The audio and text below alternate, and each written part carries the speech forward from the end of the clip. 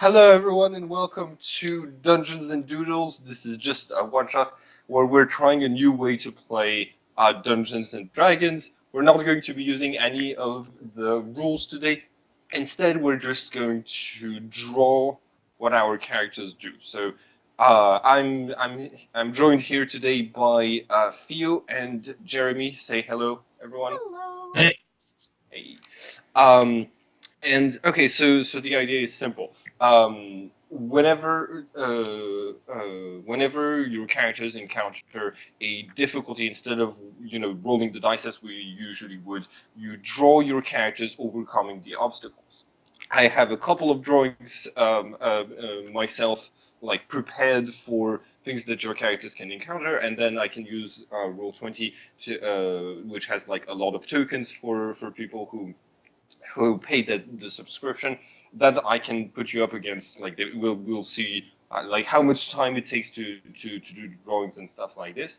And yeah, so basically this is this we're going to like test this weird system out, have a little fun with some doodles, and yeah, just have a nice time. So, this is my first time GMing Dungeons and Dragons in more than 5 years. Uh, and Welcome back to the yeah, chaos.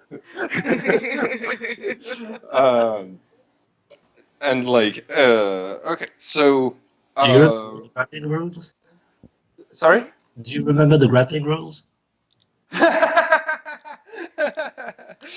No, and I think it's because I want to avoid the grappling rules so much that I'm Uh, just like, okay, we're just we're just going to do drawings, and if the players start to grapple, they're the ones who have to draw like wobbly hands trying to grab whatever I've drawn. So it's on you.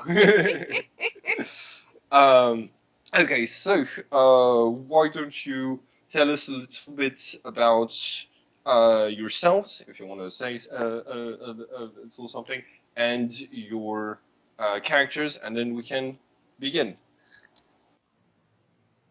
Jeremy, do you want to start?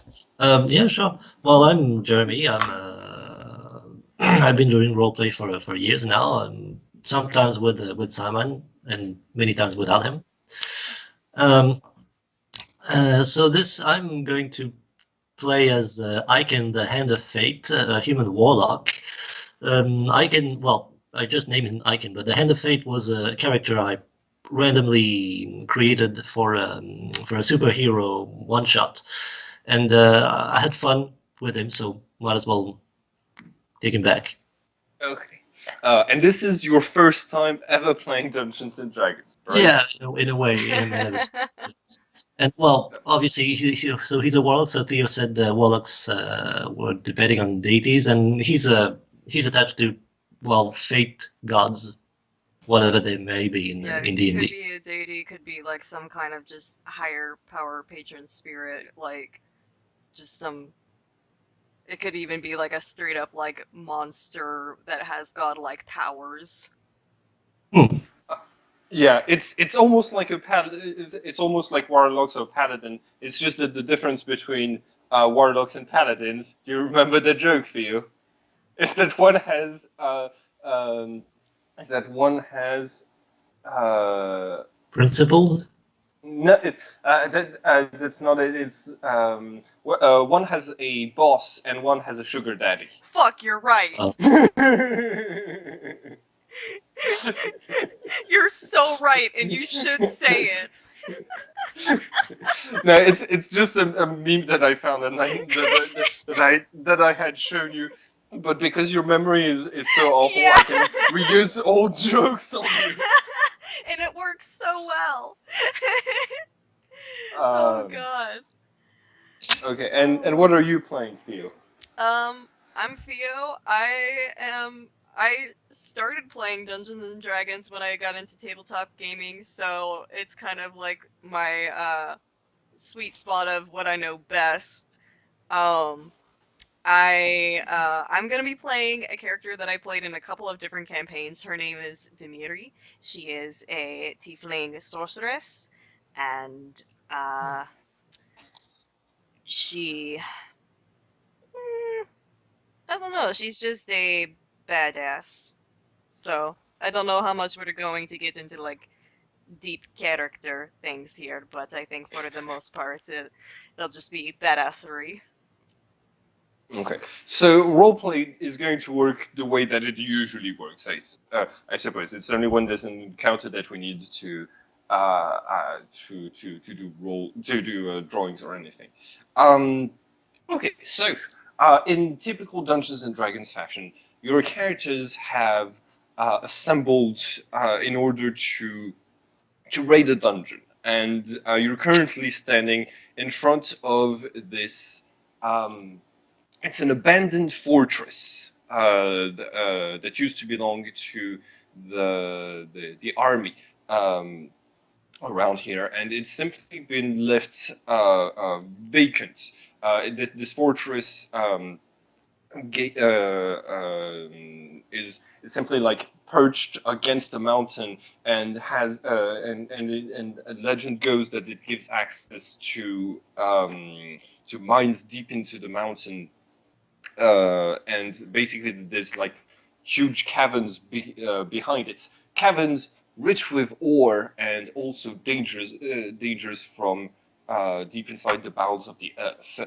It is said that currently this fortress has been overtaken by monsters who've been trying to who've been like gathering all of this gold, and the two of you have gathered in front of it in order to, raid the dungeon. What do we expect is in the dungeon? Also, there's been rumors of all sorts of creatures sighted inside of it. Yeah, but the good things. Yeah. The mines have they're supposed to be gold from the mines and gems, but there's also supposed to be provisions left behind by the army, including weapons and magical items. Nice. Do we need? Are we gonna need pickaxes? What? Are we gonna need pickaxes? You might, but neither of you are think you might be but both of you being spellcasters, maybe magic would be the a faster solution to actually picking at the mine. Mm. Well, I made sure to remember the pickaxe spell. Perfect. All right. So just to make this clear, we're two magic users raiding a dungeon, like just the two of us, with no meat shields to protect us. Oh yeah. Exactly. We're gonna fucking die. Yeah, that's good. Okay. So yeah, your characters are meeting outside. I think you you might know each other from the local tavern. But yeah, this is where we start. You're in front of this broken down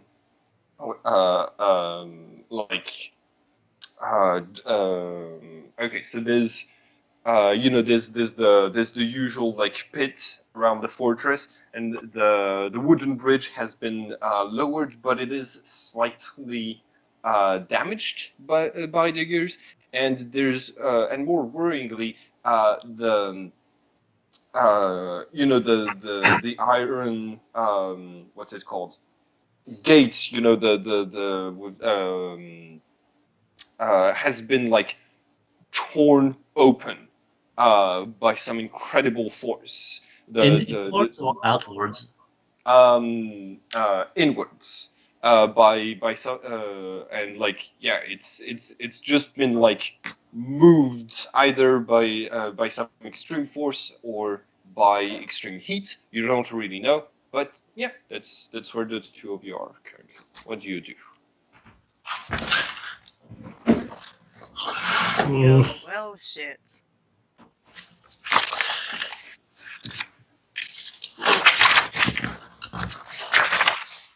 Well, Oh, I sense the hand of evil in this.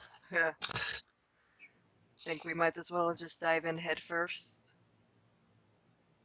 Is this bridge safe to cross? It seems a bit crumbly. Like it seems like it might crumble if an ogre tried to step on it. But for two humanoids, it might just hold. Okay. Nice. Um, Well, the the hand of fate is known for being polite, so I will let you the honor of going first. great.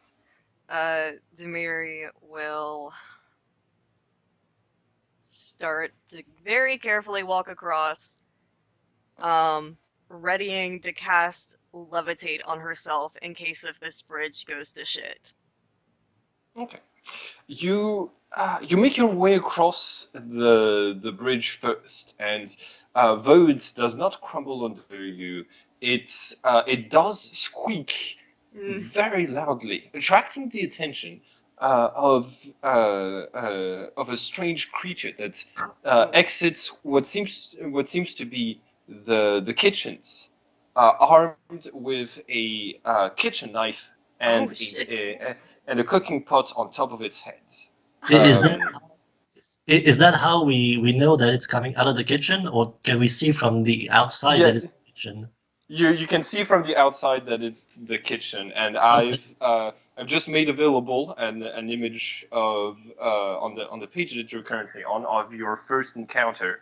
I'm gonna Okay. make him a little bit bigger, but yeah, you've got a goblin right Oh my here God.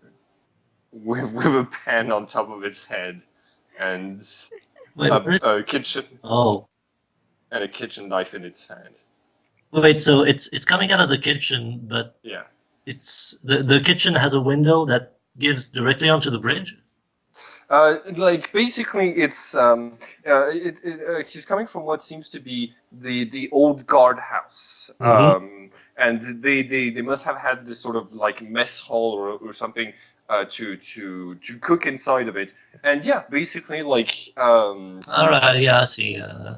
and yeah, like it's you can see that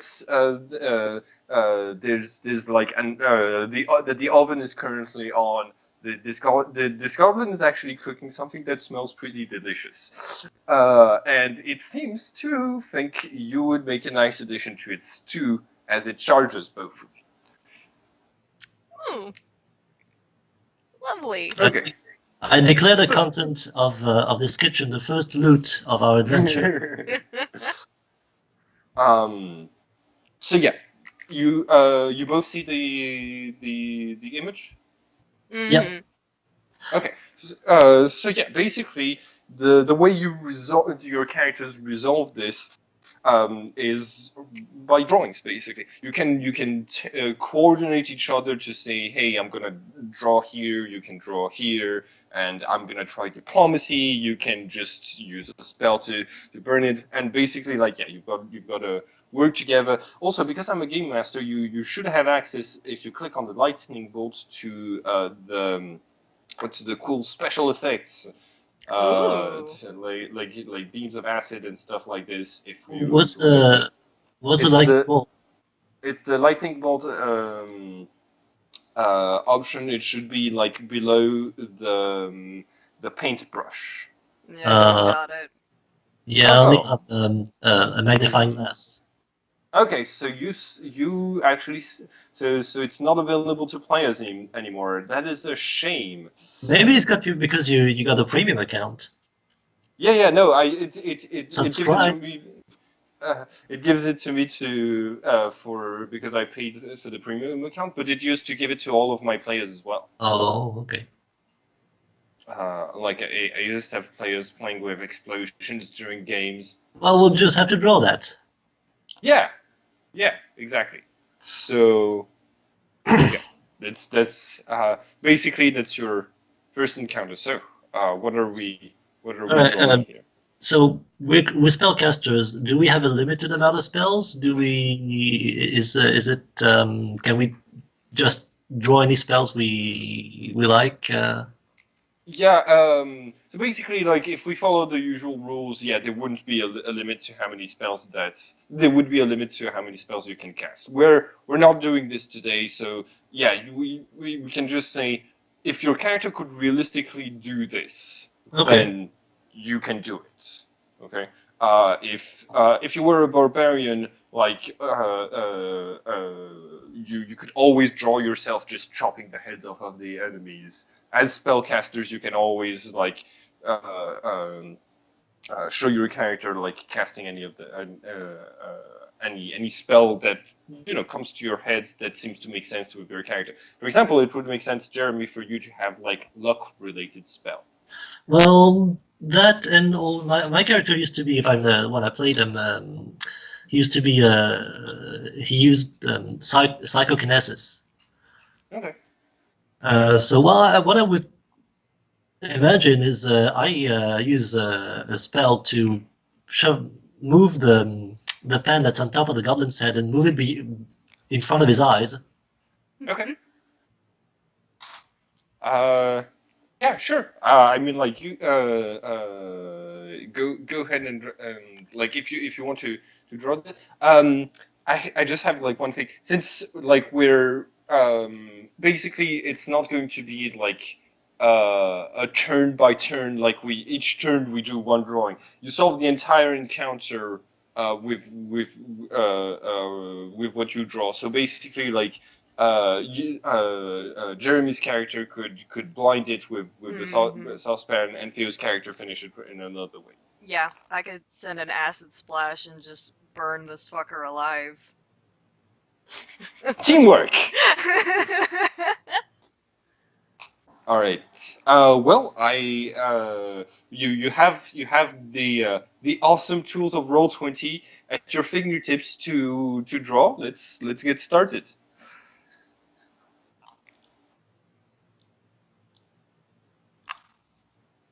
All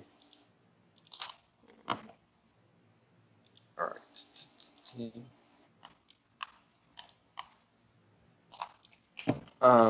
Real quick, Few, do you have like feel free to draw outside of the brown page space where the goblin is, by the way. Cool.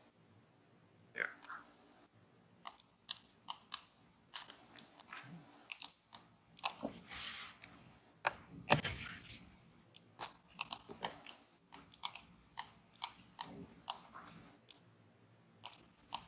Oh.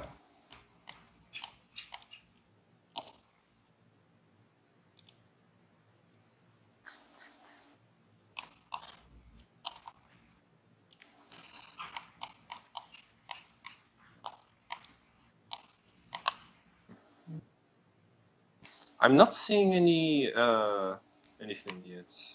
Pop up You're on not? the. That's weird. I'm seeing my stuff and green stuff Yeah. that's Theo's, I guess.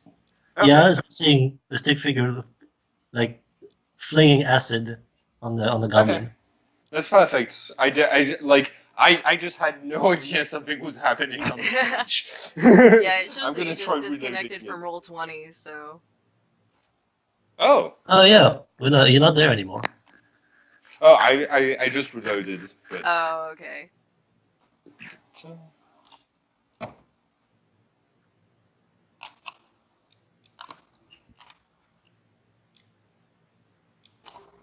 Is your icon still the blonde Yes. manga character? Nice.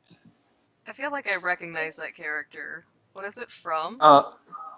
It's Lady Oscar. Okay, I do know. That's awesome.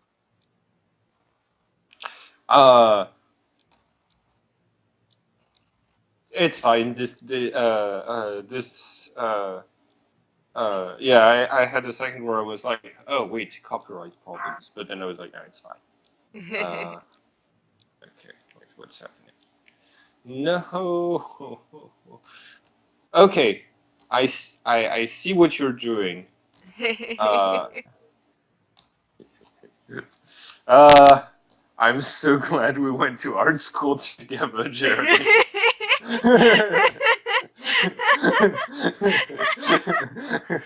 Like I was planning on getting all like a bunch of like my art friends to come and do this and like but with the roll 20 tools to try Oh to like man. uh, Well, I'd like to to see you have try with the mouse. yeah. I How might give it a shot at unfortunate. some point. um okay, so hold on, what is it saying? How It's unfortunate. there's a text tool.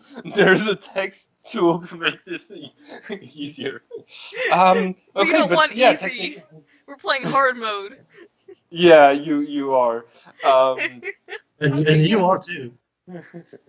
Uh, uh, yeah. Okay, so technically, you've fulfilled all of the requirements to solve this encounter. You've drawn how your characters work together to solve it.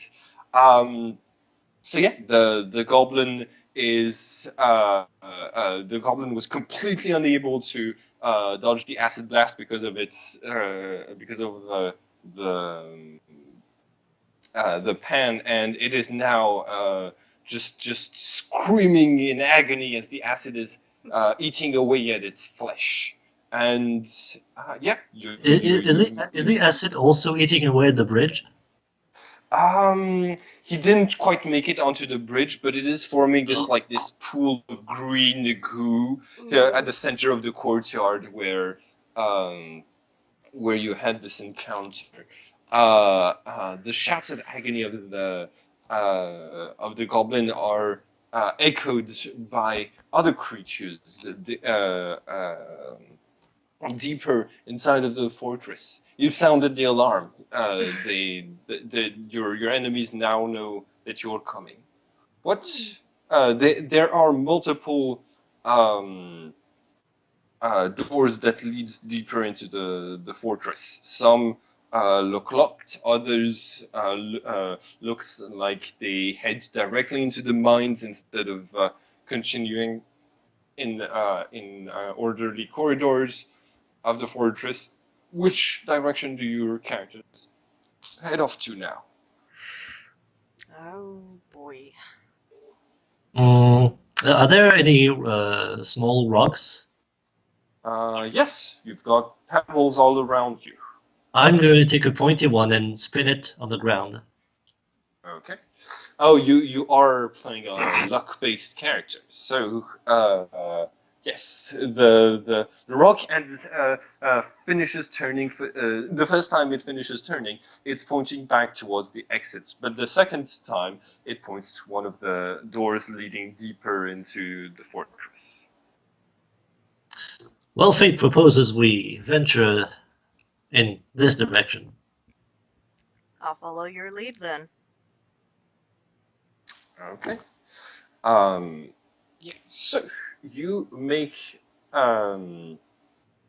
All right. Okay. 1 second. You make your way deeper into the fortress. You're heading towards uh, yeah. You're heading in through different rooms. You come across a couple of them that look like they could be an armory or a training ground. But those rooms don't have anything. Um, don't really bring anything new to they're mostly empty. But as you make your way deeper, you find a corridor which has a trap quite visible in its center. In fact, the trap seems to have been activated already. Oh. It's uh, What? the trap seems to have been activated already. Oh, okay. Uh, it's a pit full of spikes, but that doesn't mean that. But it's still blocking your character's progression. This is what it looks like. Um, This is basically the second encounter. Is there The anything at the bottom of the pit? Yes, spikes, wooden spikes, pointing upwards that you can see right here. Yes, but between the spikes. Oh yes. There's the ominous remains of the two unfortunate creatures who've fallen down there. One of which looks like a human or an elf's um, body, skeleton, and the other one looks like the skeleton of a giant mutated rat. Oh And fuck! yeah. I can't believe we found Pickle Rick. It's right. What? It's a Rick and Morty reference. Oh, okay. Well, obviously these people didn't have a thief with them. A rogue, I mean. That's how they call it, right? Yeah.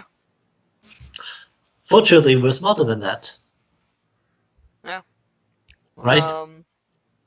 I think I have a plan. I'm going to cast Levitate on us both. Okay.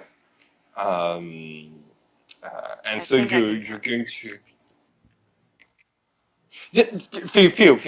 Don't worry about checking it in the rules. Like it's okay. Your character can Yeah. do it.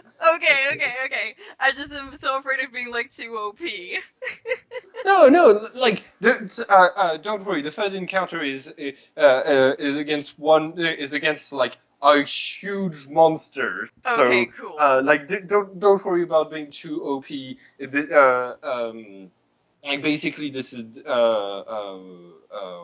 it's more about like having fun today. One of the rules that I was thinking of suggesting is basically each time that you do a drawing, you successfully like overcome the encounter, but a small bad thing happens to your characters. For example, during the goblin encounter, something bad happening could have been like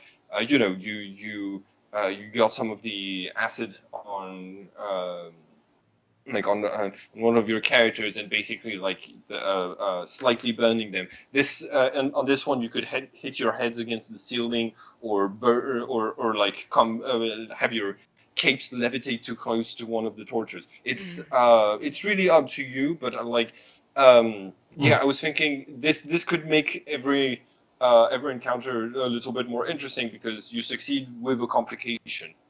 Yeah. Do we want to try to like apply this? Well, sure, why not? Yeah. Okay. So what's going to be the complication in here? I have a question before. Yeah. What did we find in the kitchen?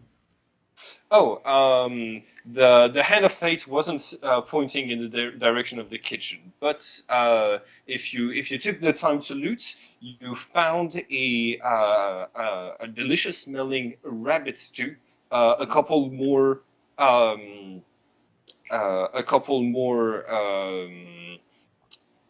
what's it called?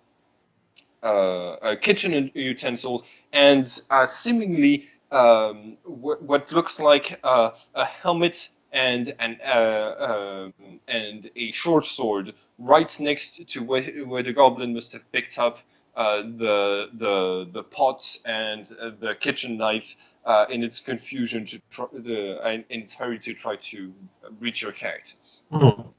Any other pots? Yeah. There's a couple of other kitchen utensils that you have. Are there fruits? There's a very moldy pear. Okay. Yum. Well, I'm gonna take one pot and grab if they have small bags. The moldy pear also. Okay. Playing like a true Dungeons and Dragons veteran, loot everything. If the game master says that it's not attached to a wall, grab it. Right. God, this is just like taking me back to running puzzle rooms. It attached to the wall, people will grab it. It's not bolted down. By the way, how did your did you hear back from the escape rooms Yeah, interview? yeah, they were not gonna pay nearly enough for what I needed. Like, I would have to have a second Mm, job, and I don't have Mm. the stamina for a second job. So I was like, I'll just look elsewhere.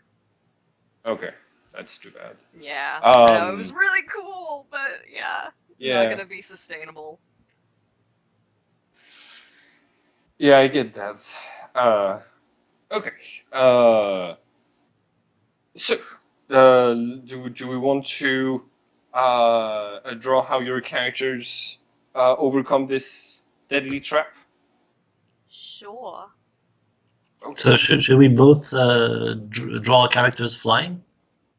I think so. But what is your character's complication going to be for this here? Like the small bad thing that happens while you make your way across. I mean, I most definitely probably end up scraping something with my horns while floating because I'm not used to accommodating in that kind of space, especially with horns on my head. Okay. Like the ceiling gives you Shaves my horns s- down. yeah. It's the Hellboy look. It's so Right? fashion right. It's so fashionable with tieflings right now. Oh Uh, god. okay. What about you, Jeremy? I would imagine maybe my I get a little bit too close to the torches and my cape starts catching fire and I have to stop to put it out. Okay. Yeah, perfect. We can start drawing this then. Uh, But by the way, Elfio, I lied. I'm not sure the what's it called? The Hellboy look is really in fashion with tieflings. What I do think is in fashion right now is what Gwen posted a couple of days ago. This idea that like along the characteristics for tieflings is the possibility to play someone who like tieflings of different skin colors and among the acceptable ones where the combination that could make your character look exactly like Bowsette. Oh fuck. You're so right. I love And it. like and yeah, that's basically what's in fashion right now. It's playing Bowsette as a tiefling. Um, Good. I love how ah, you're the going for like full like proportions and vantage points for your character flying, and I'm like, here's a stick figure just levitating off the ground. uh, yeah, and also like we can see that Jeremy's character comes from a superhero game because like Eyes in the Hand of Fate has this really cool like I'm doing the Superman Right? like flying And saucers. Demiri's like not even just giving a shit, just like levitates and just. Yeah, feel you've got an arrow. Yeah. I'm like, yeah, there I go. Okay. All right, cool. Um, okay. Um, okay, yeah. You, how do you solve the like when you realize your cape is burning? Once you've made your way to the other side, what do you do, Jeremy? Or Well, I mean, maybe, hmm? what? Yeah. Well, I mean, I Or just remove the cape and try to scrumple it until the fire gets put out, and then I put it back on. okay, yeah. But it's been slightly damaged, and the enchantments, the protective enchantments that were on it, are now unfortunately faded. There Um, are protective enchantments. I never knew about that. yeah, We're learning a lot. uh, Yeah, I don't know if like tieflings if wizards have a lot of like enchanted items from their patrons or not, but I haven't played this game in 10 years, so yeah, okay. You're now on the other side. What? Yeah, you make your way to the door to find that yeah, it's a metal door and it's locked shut with what seems to be three different locks with um, yeah, by what seems to be like three different locks. You haven't seen this kind of protection on the door since you've stepped into the fortress. Hmm. What do you do? So, from my extensive D&D knowledge, tieflings have the ability to unlock non-magical locks. So Demiri is gonna try using that little spell to try and unlock the lock and see if it'll work. Unless the lock Okay. is magical, then it won't do shit. No, yeah, it's able to open it, and here's what you find on the other side. Basically, you enter what looks to be a vault room, like a bank's vault room, Hmm. and there's gold coins. There's 15 gold coins scattered on the ground, but there's also something else. It seems like the back of the room got torn apart by something coming through it, and when you look deeper, there's this sort of like tunnel shafts of the mine going deeper into a pit, and there is a red glow coming from it, and you can see that gold coins have been dragged out of the room and towards that pit because you see more and more gold coins the deeper the deeper into Oh.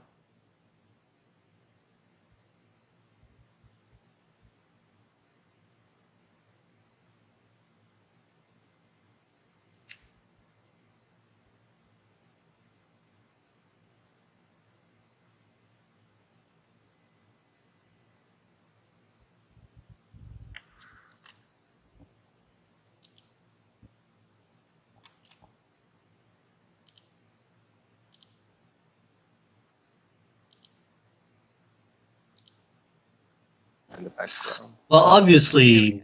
obviously, dealing with bank robbers here. Is there any security room that we passed in front of In security room in what sense? in the dungeon? Like a room with marked security. Like like you mean like a guard room or Yeah, pretty much. yeah, it was empty, but there was what seemed to be like a room in which the like guards would have been standing watch for anybody entering the fortress. Mm. Well, I guess it's vacation day for them.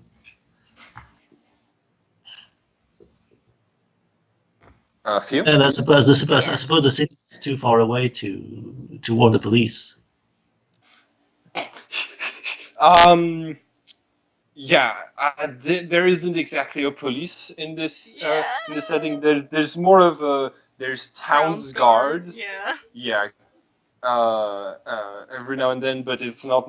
But they're like, but basically, adventurers are the ones who go out into the world and start doing the policing as best as they can, and with the a lot of moral gray area on how best to deal with uh, you know sentient creatures and the fact they're standing between you and loot. Mm. All right. Well, anyway, I didn't see any paladins, so That's a fair point. So yeah, what do you do? So We're just in this room. There isn't any immediate danger. Nope, not that you can see. Okay. Well, Demiri's just gonna take a deep breath and walk in. Nope. Yes, I mean that seems like the most sensible thing to do. So Yeah. The room with its metal walls seems hotter than the rest of the fortress. Hmm. and then the heat is coming from the tunnel, or is it just the room itself? Yes, it's coming from the tunnel, but it also seems like there's leftover heat coming from the walls, as if the room itself hasn't totally finished cooling down from a very hot event. I mean, like you said, we're just gonna walk, I suppose. Okay. Uh, Yeah, all right. So you make it deeper into the mine shaft until you find until you hear the sound of snoring, very very loud snoring, and it seems to stop as the echoes of your footsteps are getting closer, and a deep booming voice comes from like beyond some of the twists and turns in the tunnel you're in, asking, "Who goes there?" Oh boy. Demiri just stops walking, tenses up, like freezes up entirely, just tries to go entirely silent as she tries to observe what is happening. Like, say again, can we see the creature or do we just hear the voice? Not yet. The tunnel is twisting and turning, which means you don't have a clear line of Okay. sight of where you're going. Okay. Yeah, same thing. I mean, the head of fate just assumes that if we ignore the thing, it's probably going to leave us alone. Okay. So yeah, you keep walking. Well, I mean, quietly. Anyway, Ike and the Hand of Fate never really wears hard-soled boots. He just wears like these slipper-like shoes. I can now see your character wearing like pink bunny slippers everywhere. Well, they're both like red and Yeah. gold. Okay.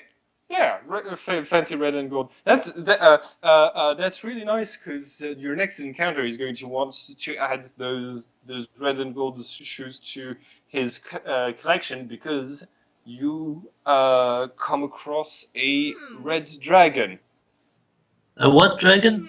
a red dragon, the ones Oh, who breathe fire. Also, it took me forever to draw those scales. I So. believe it.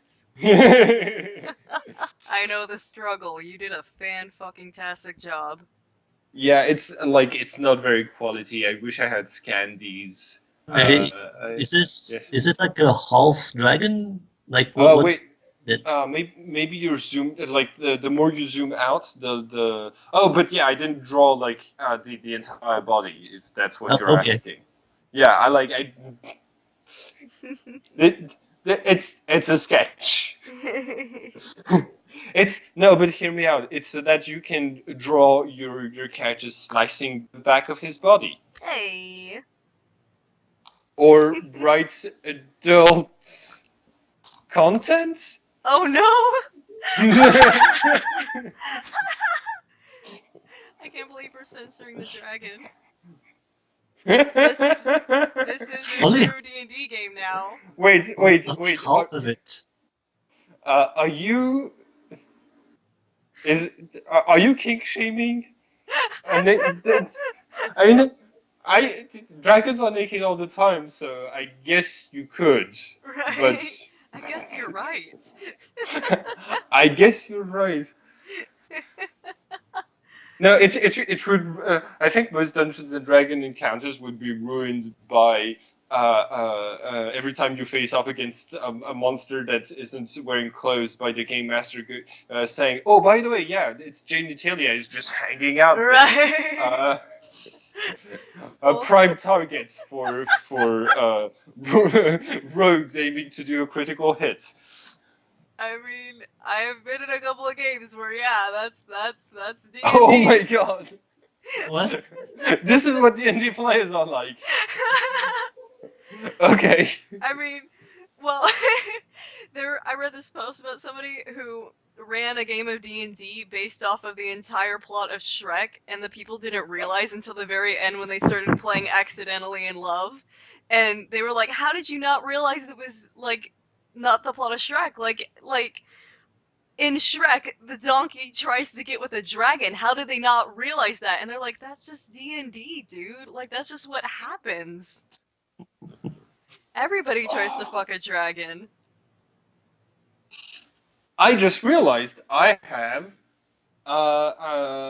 music from back when this used to be a. Wait, what did this game used to be? Pugmire. Oh, it used to be a mage game, Ooh. and yeah, and a changeling game before this. Oh boy, this game is old. Well, anyway, the dragon Oh, knows. you can lower the sound if you. Yeah, but I mean the dragon is perfectly aware that it's naked. Why do you think it's red? Oh my It all God. makes sense. It all makes sense. That means that like the other types of chromatic dragons, they're just living the life. Like the blue dragons are a bit depressed, and the green dragons are a bit inexperienced, but the red dragons are just really ashamed of being naked all the time. All right, that's perfect. Okay, yeah. How are your characters? Yeah, when you come across a full-fledged red dragon with the adult content sign in front of it, what do your characters do? First, I say it's very courteous that somebody would put up that sign, and then oh fuck, what do I do? Wait, if the dragon has a giant adult content sign, it's probably a golden sign because it's precious. It's part of his treasure. There is a large treasure. Like he has amassed a lot of gold coins from the vault, but also what are they called? Golden nuggets from inside of the mine, and a couple of weapons that have a faint magical glow to them. So he is standing on top of this treasure. But but I don't think the adult content sign is going to be part of that treasure. Like yeah. So yeah, what do you do? I'm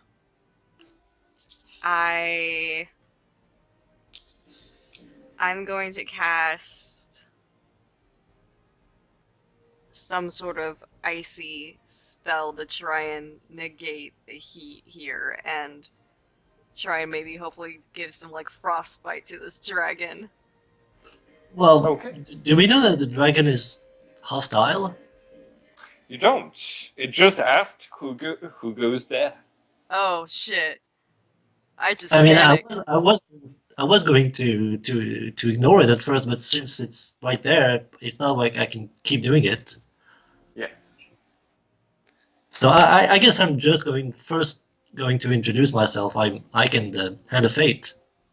And Demiri, How instead of did you- introducing herself, she just goes, "Ha!" and just instinctively lets out a spell. Who who is this other person entering my lair with you, Hand of Fate? I do not know her.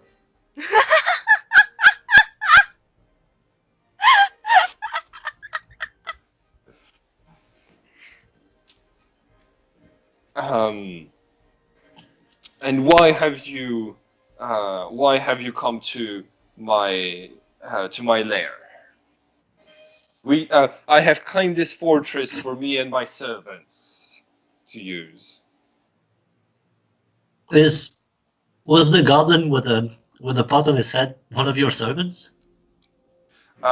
Yes, Dimitri is our chef. What do you mean, was the goblin?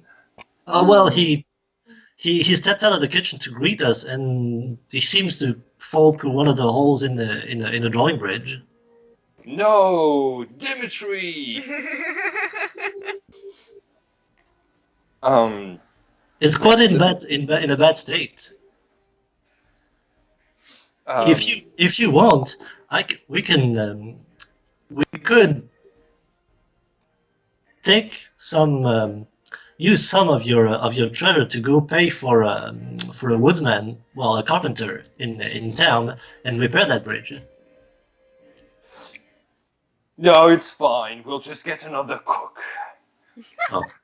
There's no there's no need to spend that much money just for a little bridge.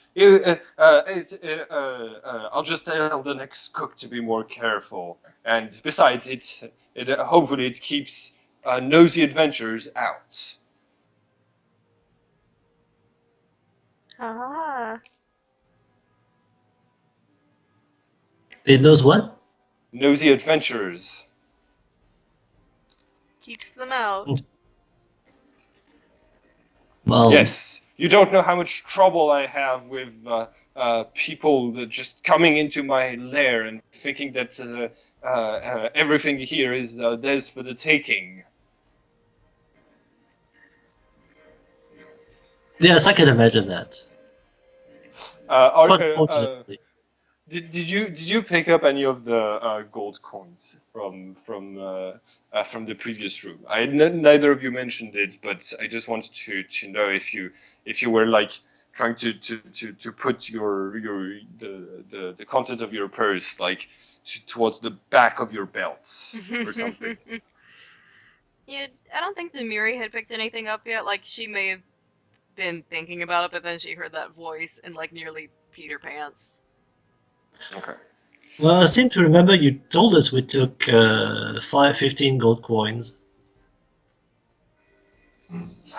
Or did we just find them? Oh yeah, they were just on the floor. Oh, okay. But you like would your character have taken them?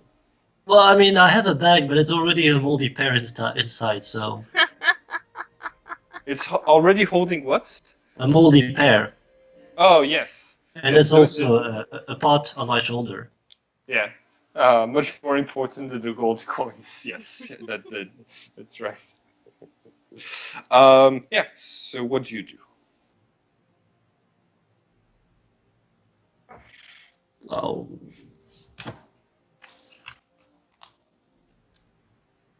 Ay.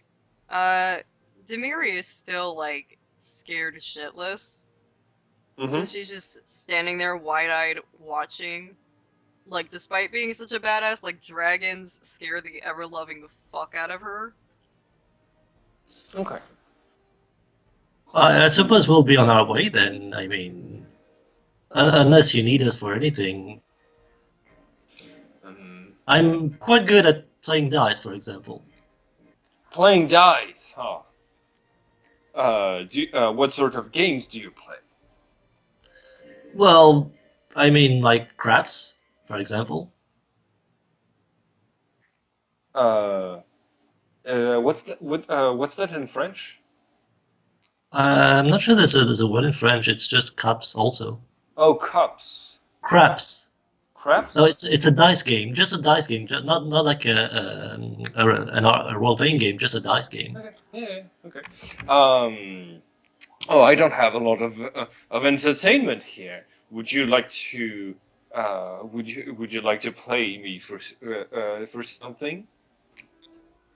Well, I have a pot with me, and I suppose.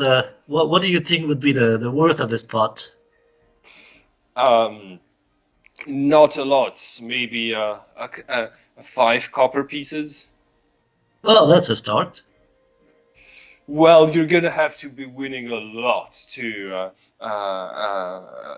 start making those waivers interesting. But yes, I suppose the thrill of the game is what's interesting. Would you like to?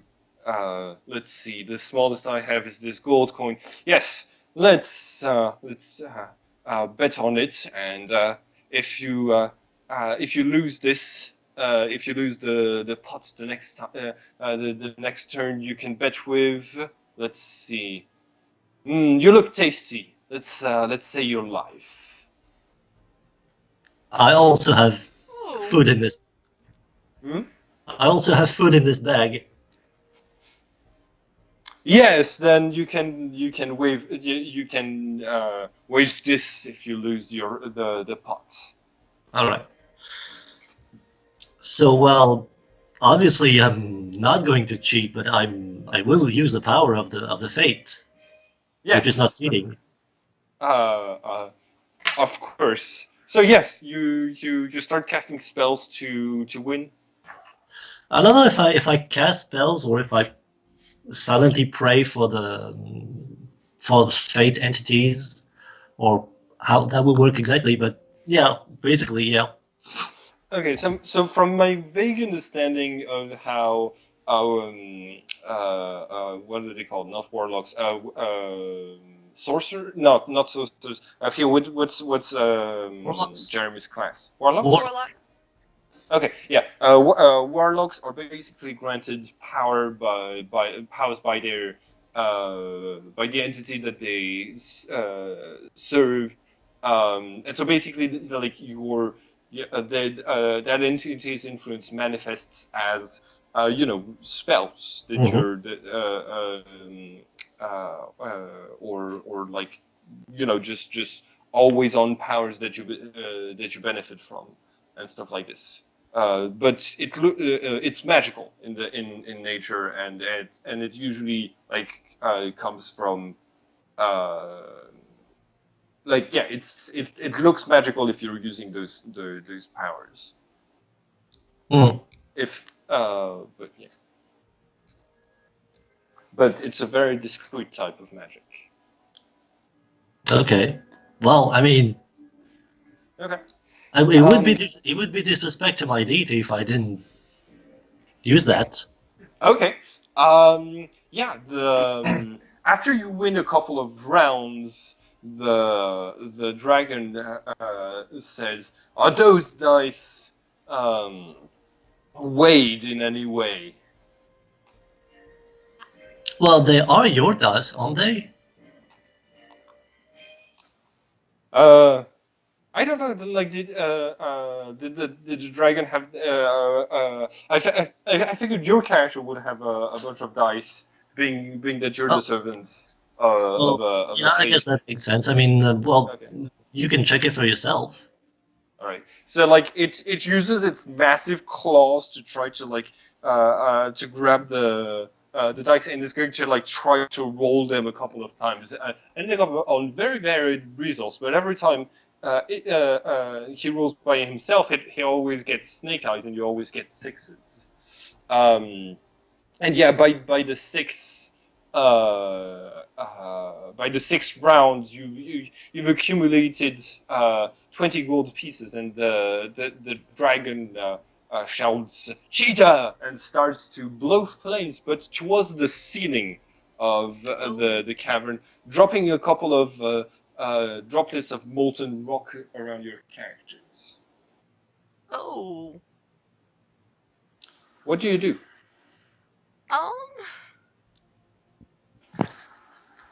Okay, this is my time to shine, because I might as well use this art diploma of mine to contribute to this.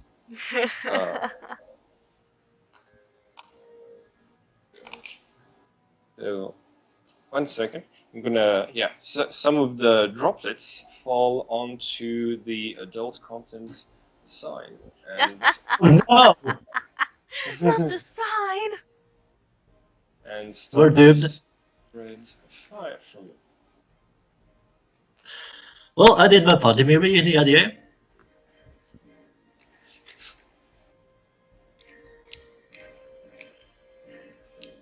Theo? Hmm? How do you?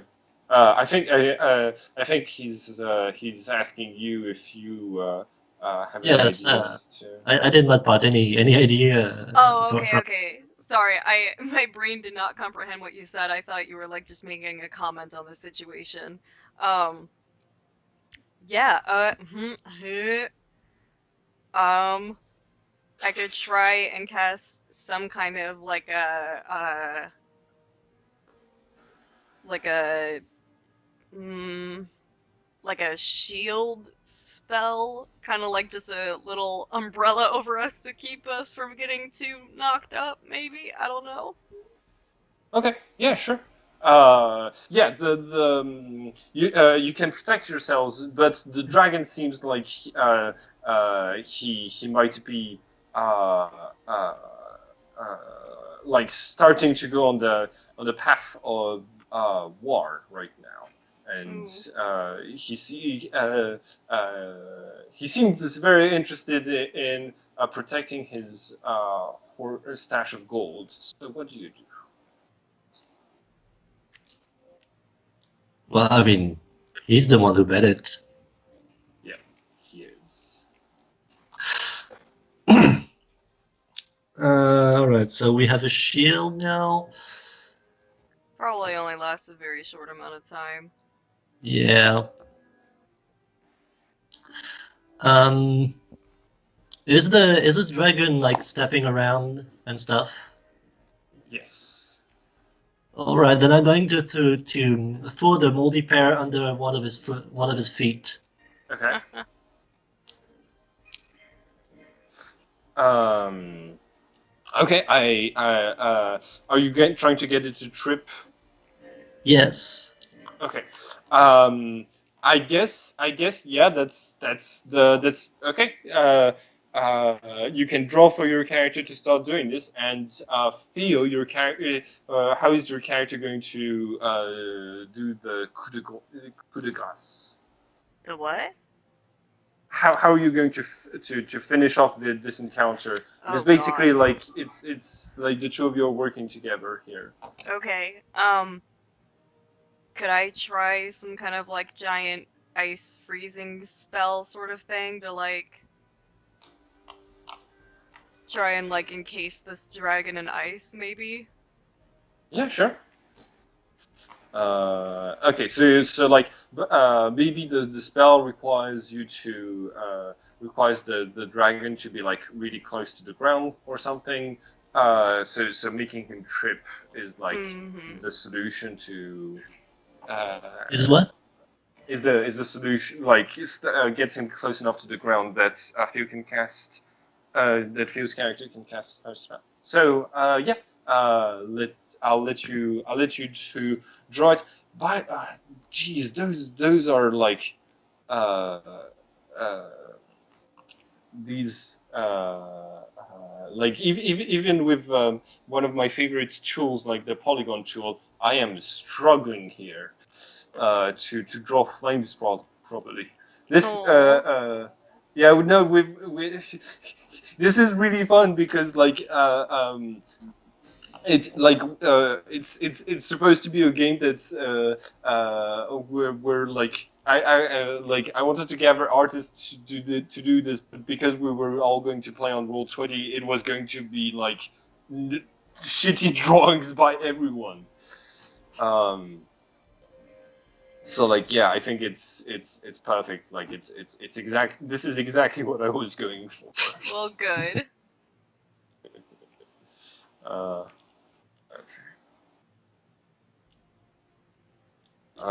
And apart from the fact that my computer is lagging a little bit,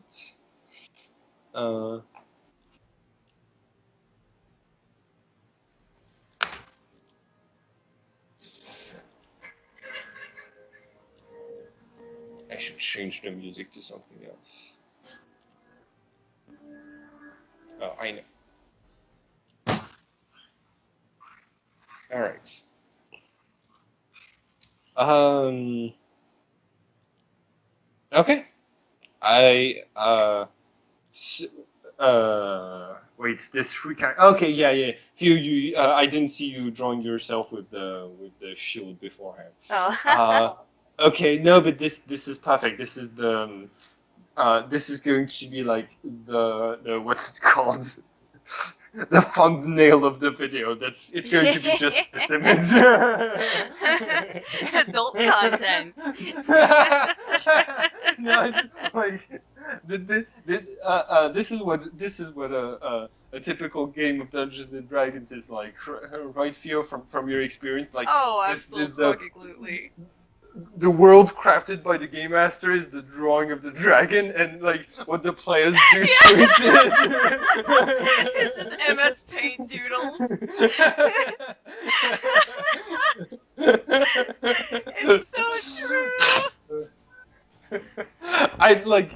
I haven't played this in a long time, so it's good that you're here to confirm this is still what the gameplay of Dungeons and Dragons is, like 5 years after I've stopped. Yeah. Okay. All right. So yeah, okay. Your characters completely freeze it. Now this is it. This is the amount of like I didn't draw anything else, but I have tokens of monsters and traps that we can keep using as your characters like wander deeper, or we can like you know we can try to see how your characters move around this much gold or something. But basically, right now the free spells sort of like freezes the dragon to it's the stash of gold that it was like sleeping on. Basically encasing the entire thing in ice, but effectively stopping the encounter.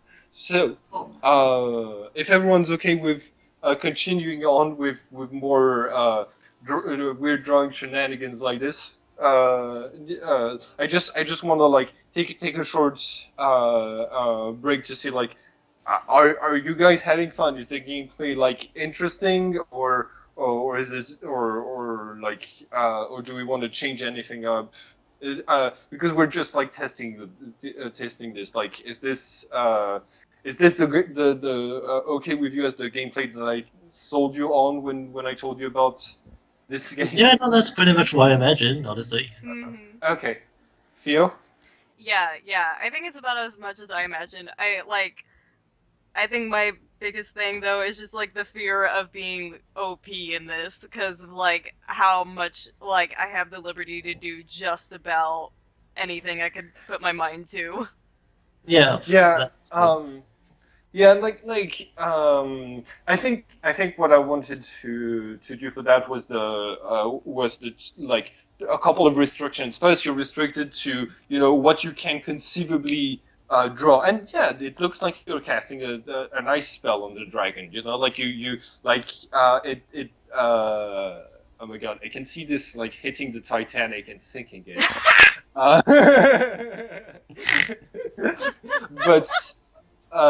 The other limitation is that like yeah, you might that I wanted to like have everyone impose on themselves like or wait, no, it might not be imposed in English, but like have this restriction of something bad happens to your character every time a little small like bad thing, like your keep catching fire or stuff like this.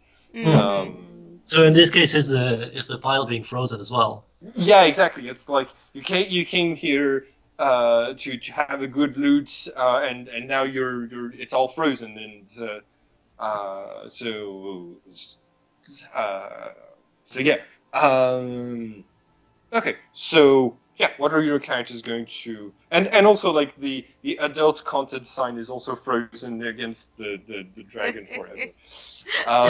So you extinguish the fire then? Yes. The fire is also fire frozen. Yeah, the fire is frozen. It's like stuck in this in its in the last moment of its existence, creating a we no, but it's like it's fire from the mouth of a dragon combined with like ice from a spell. It's like it's a weird mishmash of magic. Hmm. Well, we might not have the treasure. I mean, I still won 20 pieces of gold from him, but we might not have the whole treasure. But at least you saved his dignity. Yeah. That is something. What was the alignment of your character? Oh yeah, alignments. I forgot about those. Oh god. Yeah, I always forget about alignments because it's yeah. It's a messy system. I don't really like the alignment system all that much. Well, I mean, I just wonder if making someone slip on a moldy pear is more of a chaotic or evil thing. Probably more chaotic. It's not necessarily evil. Definitely chaotic though. What I really like find weird about the morality about the alignment system in Dungeons and Dragons is that like from the point of view of the dragon, even if a paladin came in here and like did what you did and to try to get its treasure, it like you're still breaking and entering. Basically. Yeah. You know, like I don't think any. I don't think there's any way of like any adventure being good. You know. Well, Yeah. I mean, Yeah, it's like I not like played some games where they're like they literally will not allow people to play lawful good because it's like it's nearly impossible to play or you're just gonna be a party pooper. Yeah, like well, we that said, I mean, it's not like the dragon is paying rent. So we're just here evicting the dragon. Okay, but you if you, but you're still playing like if you're playing this you're playing a capitalist evil instead of chaotic evil, and that's still not great, you know. Like Yeah, I mean, um, uh, yeah. Okay, so what are your characters going to do now? Before we get too deep into like Dungeons and Dragons politics. well, is the ice looking like it's going to thaw at some point, or is it like stable? I think its eyes are looking at you like are frozen. Okay, so the glare is frozen in a perpetual stare of anger aimed towards your character. But when you move, because of the reflections of the ice, you're not quite sure if it's still looking at you or not. It's a bit like the Mona Lisa of Frozen Dragons. Yeah. Well, I will get a rock and like engrave on the ground or like make a rock arrangement in the shape of a sentence that says, "This is what you get for gambling."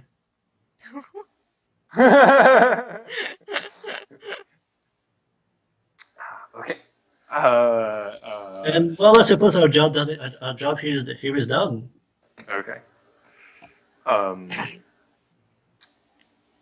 Phil, what is your character doing? So everything is frozen in here. Yes. Is there anything on the outside of the room that might be good to grab up? There is a couple of okay. So there's a couple of things. First of all, this part of the cave leads to different shafts that head deeper into the mine. In fact, you can see some mining equipment that's been broken and that was just left there. The good equipment possibly have been being taken deeper into the mines. And since those tunnels are too small for the dragon, but you have seen golden nuggets being in its hoard, you believe that there's other creatures deeper that must have worked for the dragon to extract the riches of the mine. Possibly more riches and glory await you deeper. That means they're the ones in possession of the means of production. Yes, the dragon is. Dragons stand for, like an allegory of nobility. They're immortals. You can't really remove them from power, and they just stash gold for themselves, and until someone comes along to try to kill them. They're basically like, you basically froze Elon Musk of Dungeons and Dragons. Like, Thank God. It's about time. But yeah, like vampires are like are an allegory for white nobility in Dungeons and Dragons, and I think like Dungeons and Dragons are the landlords or the millionaires, but exploiting whatever creature you're going to slay next as you make your way deeper.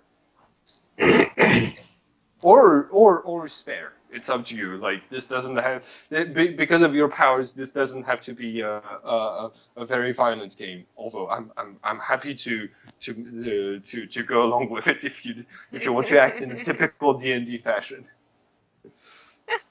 So what do you do now? Oof. Right. Well, I mean, if we are to find some more gold, then it would be down those other shafts. That Yeah. is correct.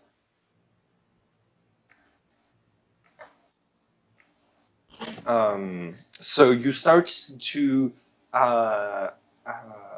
you start to head deeper and deeper. And by the way, from here on, these drawings are not mine. They are all given to people by Roll20. Yeah. So yeah, you make your way deeper and deeper, and Theo, I'm gonna need you to correct me if I'm totally wrong about this monster, but you start to feel this weird pressure on your mind, as if it's like no. as you're making your way deeper, it feels more and more like you're at the very deep levels of the sea, and that there's all of this like intense pressure slowing your movements, but it's not a physical sensation. It's more it's hard to make yourself have thoughts. It feels a bit like Is it Cthulhu? Oh, it's a giant brain with a beak. I don't know what this monster is called, but I assume it's a psychic type monster because it's a giant brain. Theo, correct me if I'm wrong. I actually don't know if I know this particular monster. When you first started describing it, I was like, oh, maybe Mind Flayer, but this isn't a Mind Flayer. Nonetheless, it's fucking terrifying, and I love it. I mean, it has a mind and it's flailing, but it's not good. I remember seeing this in Dungeons and Dragons 4th edition, which is the only one I ever bought, and like I hope I don't get like a hate comments from for this. I only started playing role-playing games when this was the only ones the only version they were selling in stores. So I mean, you're getting demonetized for that, obviously. I know, we're gonna get our asses kicked. All of our fuck-ups. But yeah, it's floating around, and wait a second. Is like, why is it that the brain is not blurry? Did they tentacle porn blur all of the tentacles? Is that They what's know. happening with this image? Oh They my god! fucking know. Jeremy, we need more of your adult content. Well, I mean, I cannot. Unfortunately, my adult content panels are transparent. So They're not very useful then, are they? Okay. But yeah, like okay. So um, yeah, basically this creature is sort of like attacking you psychically. So you have this mind fog, and it's hard to remember to remember your spells, or even to make decisions as to what you're going to do next.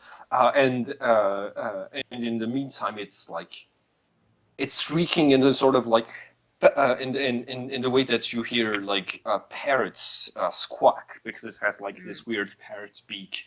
Um, and yes, what your characters do? I assume you have you took torches from the hall, and you're lighting. Probably. This is how you're lighting your way. Okay, cool. Yeah. Um, yeah. So what do your characters do? So it's hard to think of spells, and yeah, it's cloaking like a parrot. Could I take my staff and like jam it inside of its beak? Yeah, sure. Yeah, you can like have a heroic pose and everything um, if you want. But basically, like when all knowledge of magic just leaves your mind for a second, you revert to the barbarian way of solving things, Mhm. which makes sense here. Okay. Is your staff 10 feet long? I would walk closer if I needed to. It's probably not 10 feet long. Yeah, I'd and probably. basically like. Yeah, and it's like just hovering above the floor, but it's like within reach. Um, okay, so Theo, your character is going to be able to keep the creature's mouth like pried open. And Jeremy, how's your character going to like uh, finish resolving this situation? Well, I think my character is going to be in a little bit of pain because of the monster's abilities, and he's going to hold his head and scream "R." Okay. Um, Oh boy. Okay, so that's it for like that's going to be it for the disadvantage, like from the problem that your character encounters. But afterwards, like how will you draw your way out of this problem? Oh, okay, yeah, you're drawing yourself holding your head. Okay. Oh my God. I Okay, this is the quality content that my subscribers are subscribing for. I think maybe unconsciously I'm telling myself that if I sound like a pirate, the parrot is going to be more Oh, insane. um, okay. Ah,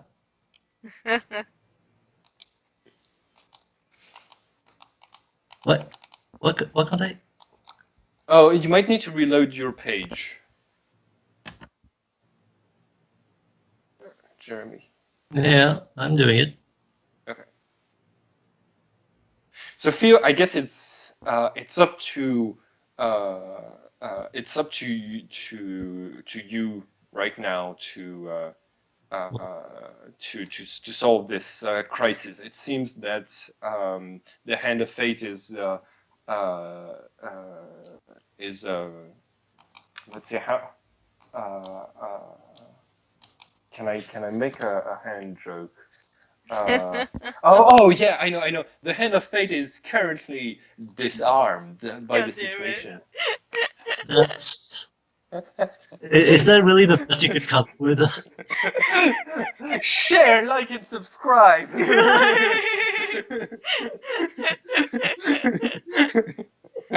For more quality content like this.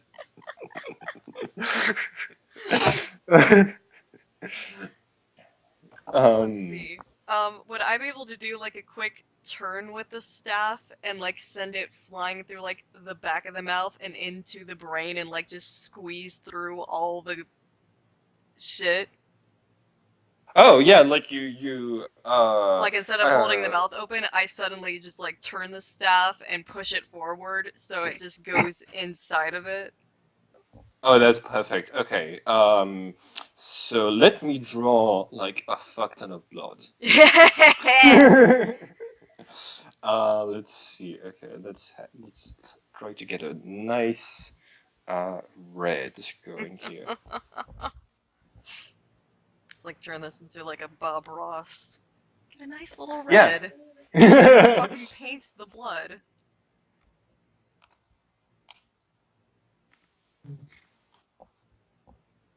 Okay, like, wait, no. How do I? Okay, all right. Oh wait, let's see. These tools are amazing. You know, if you, it's hard. No, because it's hard to unclick from whatever you're drawing with the polygon tool. Mm-hmm. But if you select any other tool to unclick it, it also reverts back to not being the colors I set it to. Because Roll20 has like this big problem that it has like it has had a couple of customers like call out like some of the technical issues that they've had, and they've simply just banned those people from the community instead of dealing with the problems. Are you sure? Are you sure you should be saying that in a video? I mean, like, what are they going to do if they just take off my account? I don't lose any of the players that I have contacted, so I can just make a new account where I'll stop paying them. If like where I'll stop like because basically like I'm not getting a lot from paying the subscriber things apart from like let's see, can I do a blood ray effect? Yeah, beam of blood. Here we go. Yeah. I can do this thing basically. Fucking nice. I'm not. You know what the best part is? I like my computer is so bad and so old that I'm not seeing any of the effects that I'm doing. I'm just I'll see them on the video if like when I watch it. Yeah. Okay. So like hold on. Missile. Here we go. Yeah. Okay. Wait, is it doing anything right now? Yes. Okay, cool. Yeah, that's some gazers of reddish stuff. What? Yeah, right now I don't see anything, but yeah, so those gazers, red gazers. Okay, cool. Yeah, the creature falls to the ground, and you can see some brain fluid mixed with blood that's just leaking onto the floor. And its beak is fractured and broken, but it speaks to you with its mind, and it only has two words: "Kill me." Yeah, and you cease to have this like mental pressure on your minds anymore. So what do you do? Well, I mean, it's I can't erase anything. You can't? No. I can erase stuff for you. What do you want me to erase? It's fine. I mean, it's really easy to kill it now. It's just its brain is exposed. You think it was a design flaw, but no. Seriously, I look at this creature and I'm like, this is probably one of those monsters that's just that like wish it hadn't been created, because who comes up with this? Like, what sort of mad wizard is like, okay, so it's gonna be a giant brain with flaming tentacles and a parrot's beak. This is my OC, do not steal.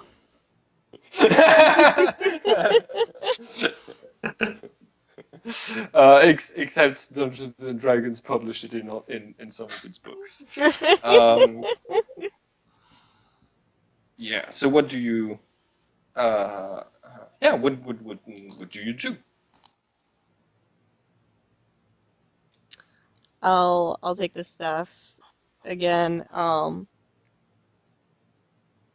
Mm, I'll just Your staff is coated in this weird sticky fluid on top of the blood, like the brain fluid is like particularly like viscous and leaving ugh. trails, like sticky saliva Yeah. sort of thing. I mean, like you did stick it in its mouth, its brain, Yeah, and that's like fair. yeah. Okay.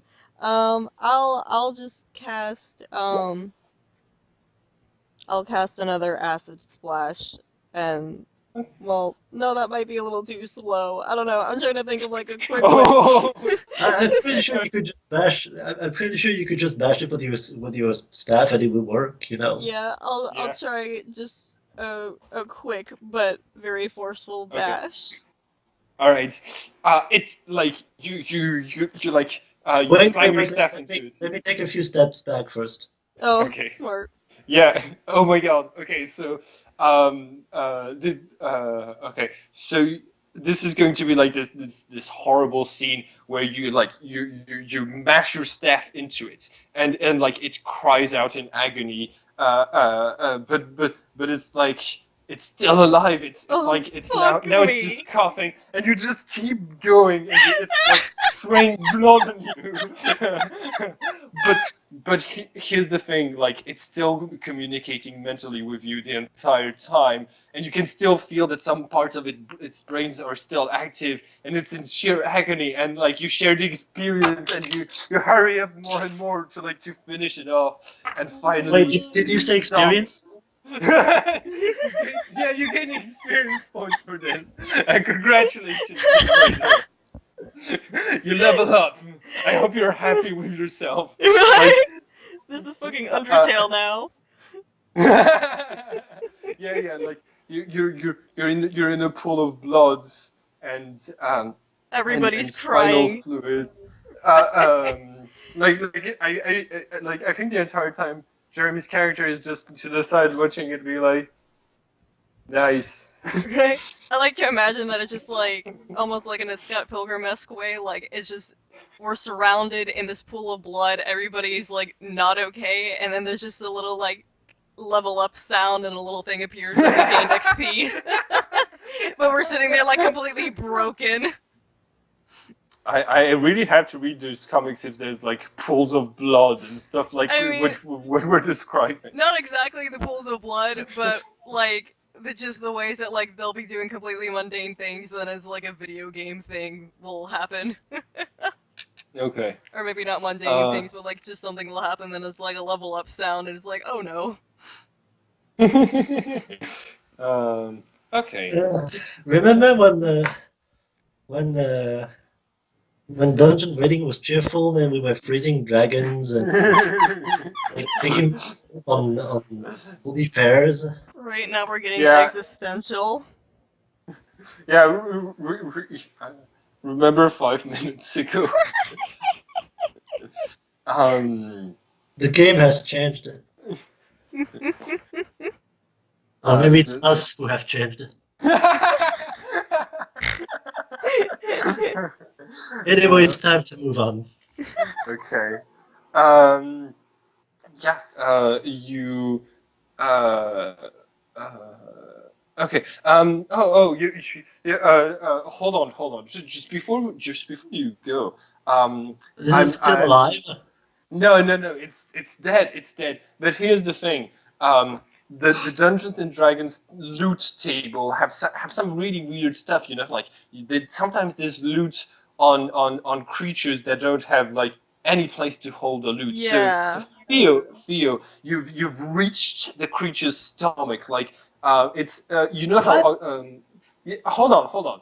You know how octopuses have a stomach, a round brain around their stomach, and basically, like if it eats something that's too big, it can get brain damage from it. It's Oh, something shit. similar.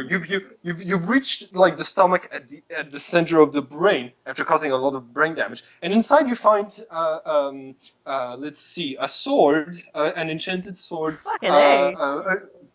a couple of gold pieces, all drenched in like the Ugh. bodily fluids and stuff like this. But yeah, you've got loot coming from weird places, which seems to be a trope in D&D. So yeah, like you I just love that, like, just the image of, like, this monster pulling out a sword and everybody being like, where the hell did he keep that? Well, Yeah, I'm guessing he just vomits them at some point. Right? Just, It's in like its Mary stomach. Poppins, but so much more gross. Talking about Mary Poppins, my next your next encounter is a talking whimsical animal that Oh, it's a frog! yeah, it's a frog wizard, and I love he him. he steps in here and he says, what what are you doing here? What What are you doing here? what I live here. Oh. What did Simon, I thought I the love him so much! what did you do to what did you do to Simone? I thought Oh the dragon lived here. What? I thought the dragon lived here. Yeah, he's our patron. He He's what? our patron. Our we work for him. Oh. Well, I mean, does he pay you well? No, he's a dragon. But Well, but still, I mean, what? Wait, what did you do to him? How did you get all the way here? I didn't do anything to him. I just he just wanted to gamble with me, And then and then he lost 20 gold pieces. and then Well, I mean, I don't really remember the rest. It's all kind of a blur, you know. and I think something really traumatic happened after that, but I don't really remember. but what why did you do this to my wife, by the way? And like he points to to the mess on the floor. Oh no. Oh well, I'm sure you can find a cleric. I mean, the dragon has lots of money. Do you know how expensive it is to bring creatures back from the dead? Clerics do the price 3 times as much for creatures who don't even who are classified as monsters. This is going. It's I can't afford to bring my wife back to life. Well, do you know how much gold the frozen dragon is sitting on? Listen, Mr. Frog, I get you. The healthcare system is fucked up.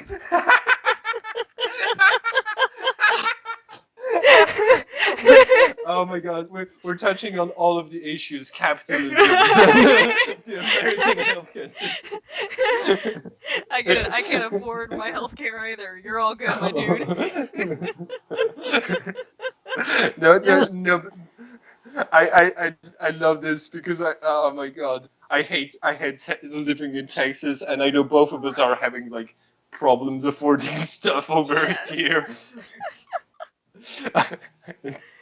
Oh my god. This frog guy gets it. Yeah.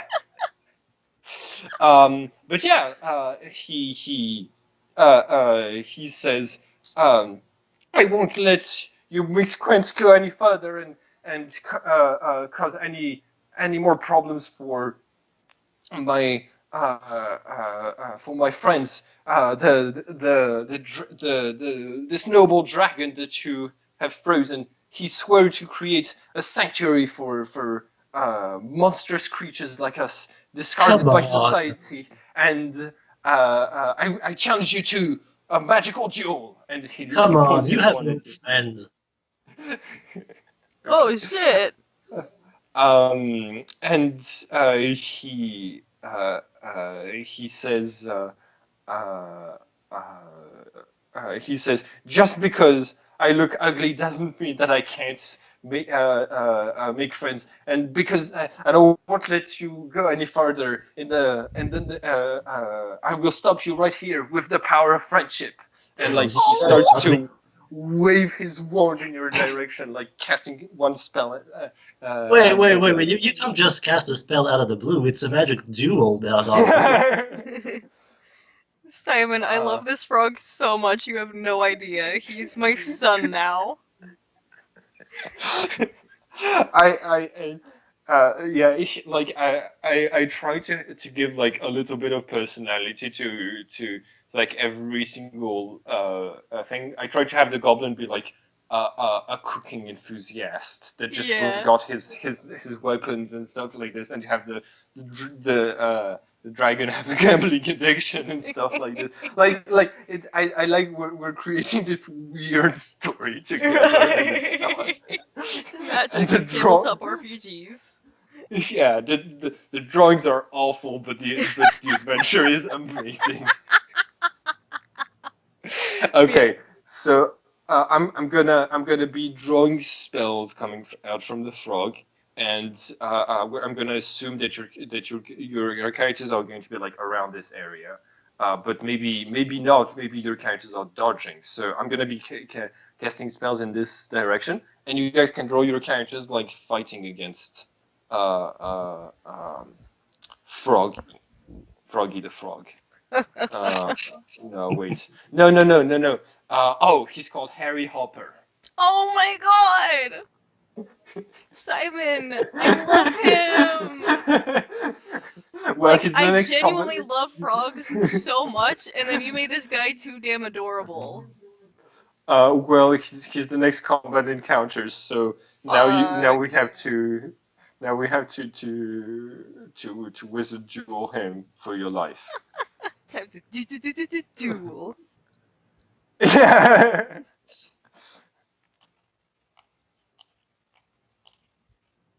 All right. So he's using magic. I'm an artist. I did 3 years of art school for this. um. Okay. There's.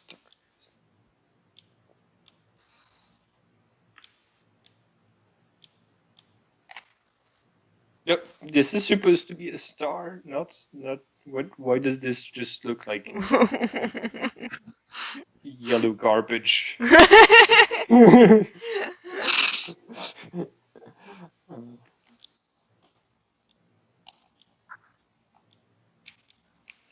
Okay, so yeah, he's casting like I don't know, vines are coming out of his wand and trying to basically entangle your characters. So let's see, I'm gonna draw some like yeah, brown vines.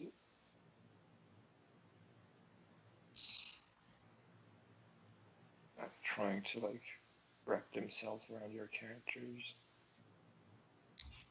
This this does look like shits. I mean, like I'm literally drawing in brown, so like yeah, it's amazing. Okay, so what are you doing for your like what is your counter attack for Wizard Duel? Well, I mean, first we're dodging, I suppose, Okay, yeah. and uh, and then I guess I'm going to try and get close Okay. and draw my secret weapon. Okay, what's your secret weapon?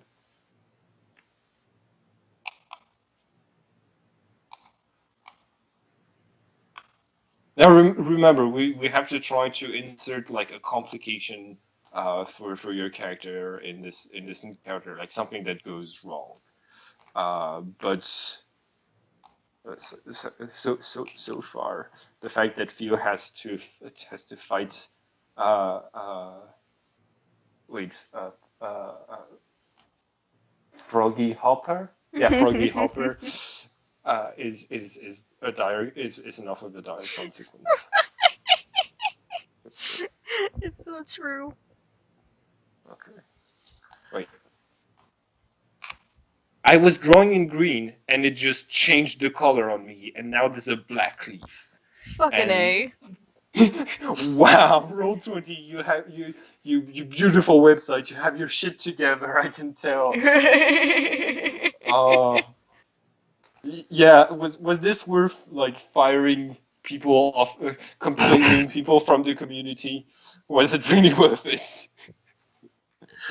All right, so I dash towards the frog, and Okay. I pull out a scepter with a Hand? hand with a golden Okay. hand at the end, Oh, and I say, "Behold, the pim hand of fate," okay.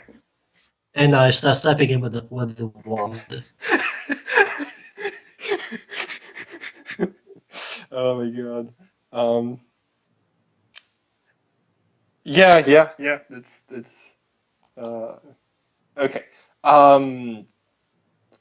Uh. Okay. And it's like. Okay. So it's basically like a staff made of gold that you're just like bashing bashing him with. Yes. Yeah, it's probably not actually made of solid gold because that would be really, really heavy, but it's Hmm. at least coated in gold. Okay. Yeah. So some naive Um. people would probably think it is made of gold. Gotcha. Yeah. Um. All right. So so I'm going to make this just a little bit like more complicated, so that we can see like how Theo's character is like dealing with this. But basically, he casts is like he protects himself with this sort of like shield spell that stops your attacks. This amazing blue ball of electricity that I'm drawing around him. So he's able to like stop your the golden hand of fate. The Um, pimp hand of fate.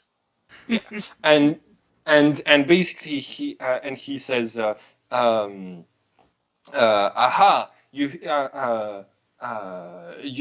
the hand of fate can do nothing against someone who studied the mystical arts all his life, Ribbit.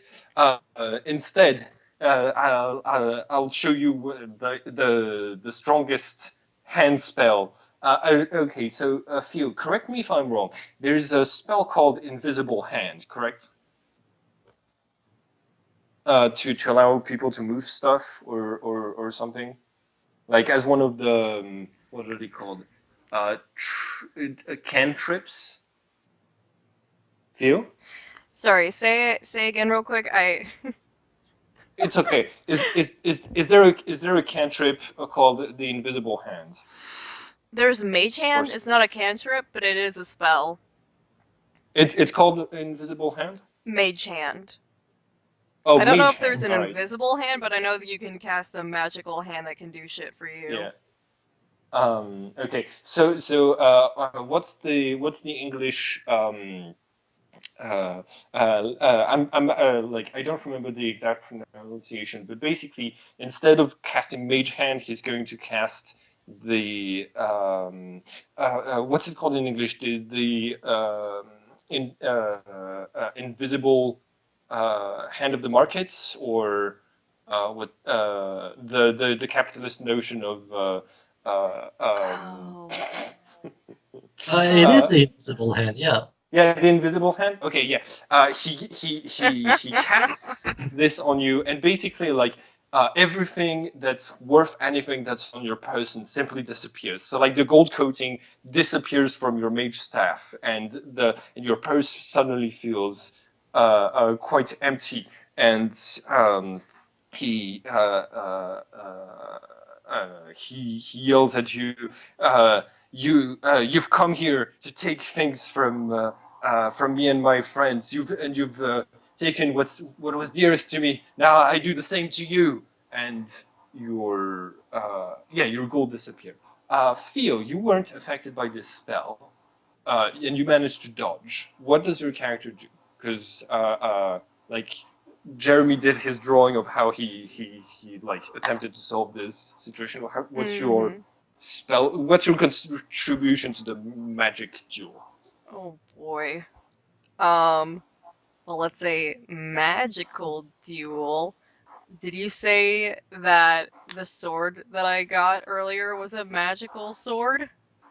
Yes, it's enchanted. Alright. So it's a magical duel. I'll pull out the sword and try and do a little stabby stab. Okay.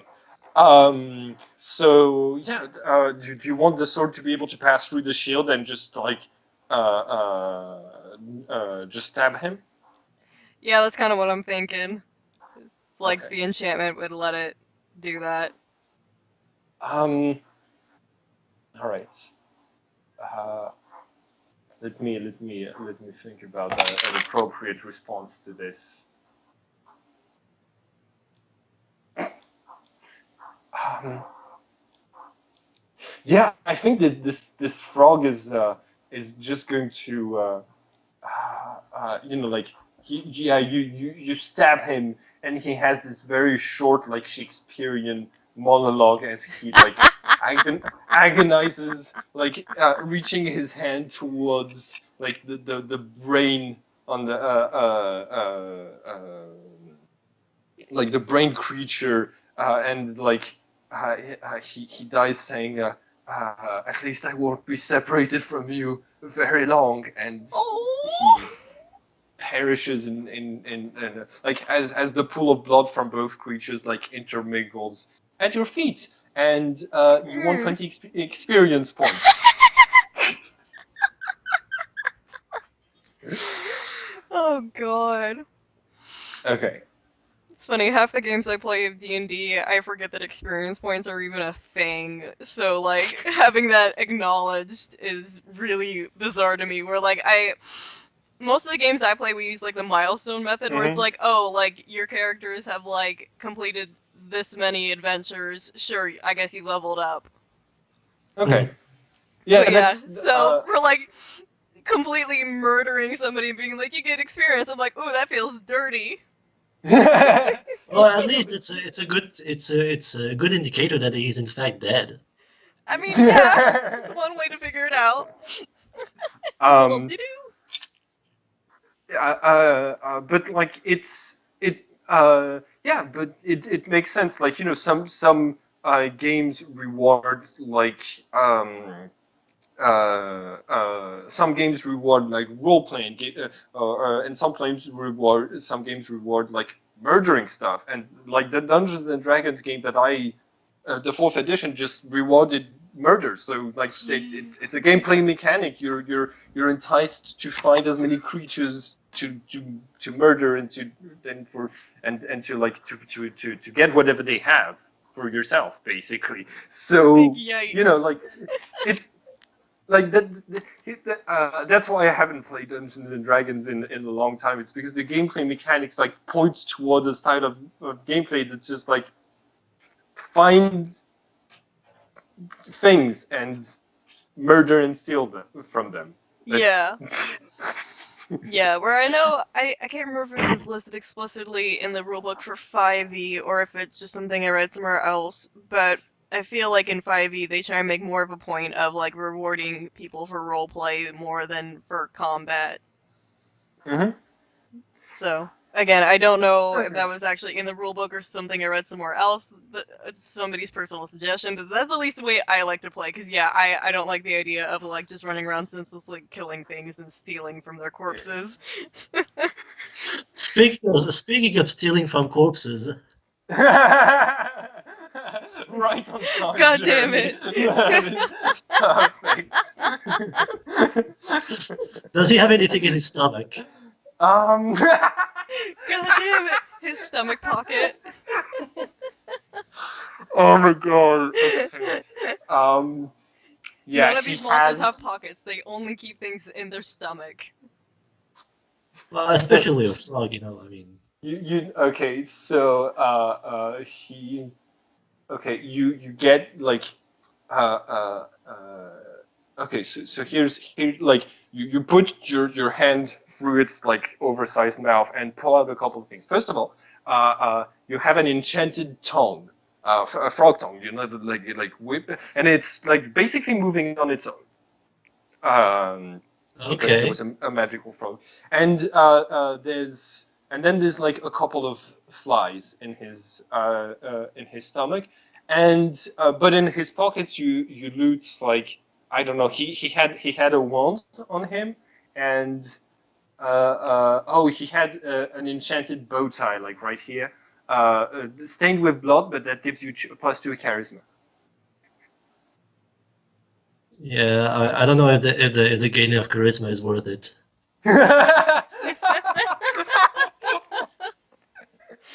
I just don't think it's the right color. It's an affront to your senses, Jeremy. Well, I mean, my character's taste anyway. Yeah. Okay. It just wouldn't go with the rest of the outfit, you know. It's.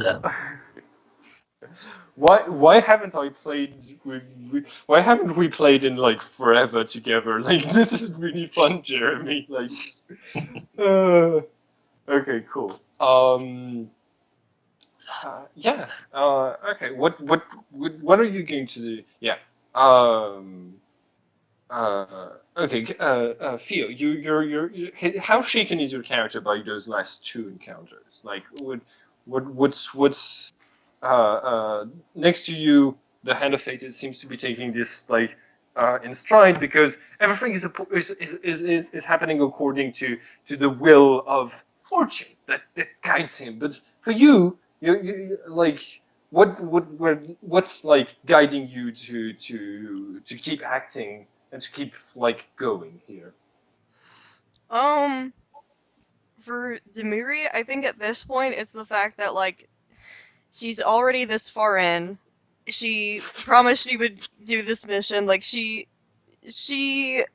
unless her life was in like immediate like peril that would be unavoidable, Mm-hmm. she won't back out of a promise. Like she took it up and she was like, yeah, I'll do this. And it's like, well, we're this far in. This guy's still going.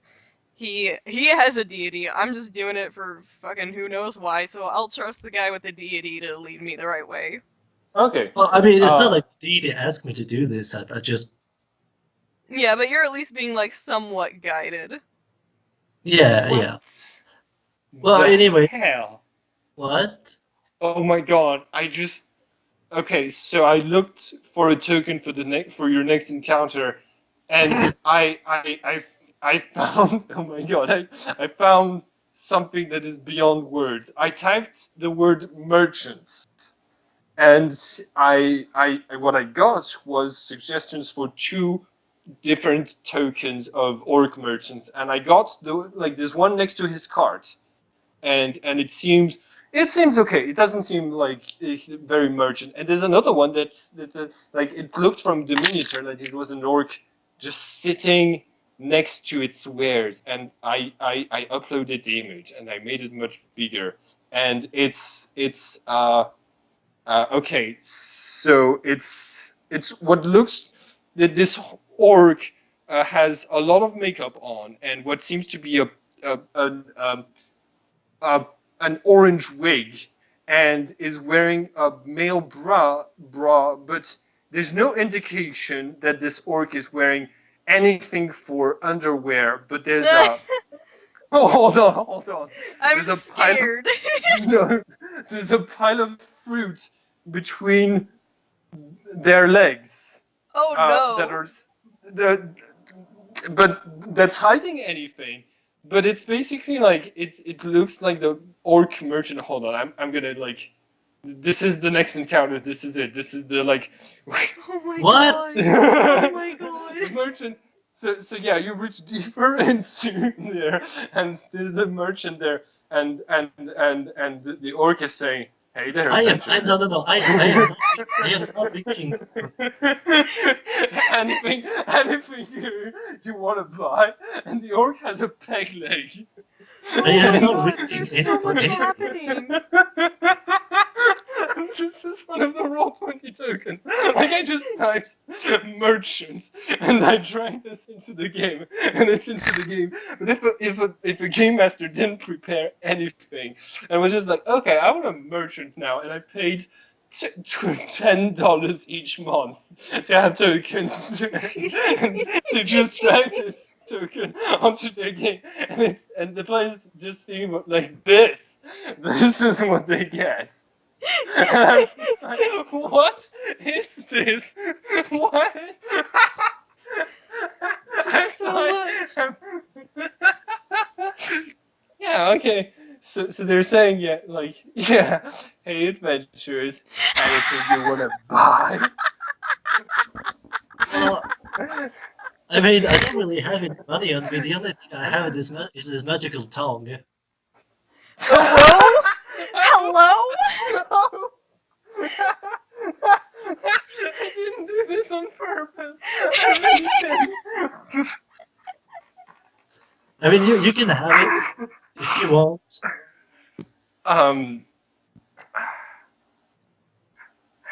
Hold on, I need a second. Let's take a break. Can we take a break in the recording? Just 5 seconds. I need 5 minutes to deal with it. Do you need me to stop the recording? Yes, please. Okay. Yep, and we good. Okay. So, Sophia, I have to ask you a question here, because this is Jeremy's first Dungeons and Dragons game, and this is my first game, second game, because I played as a player with a friend of mine.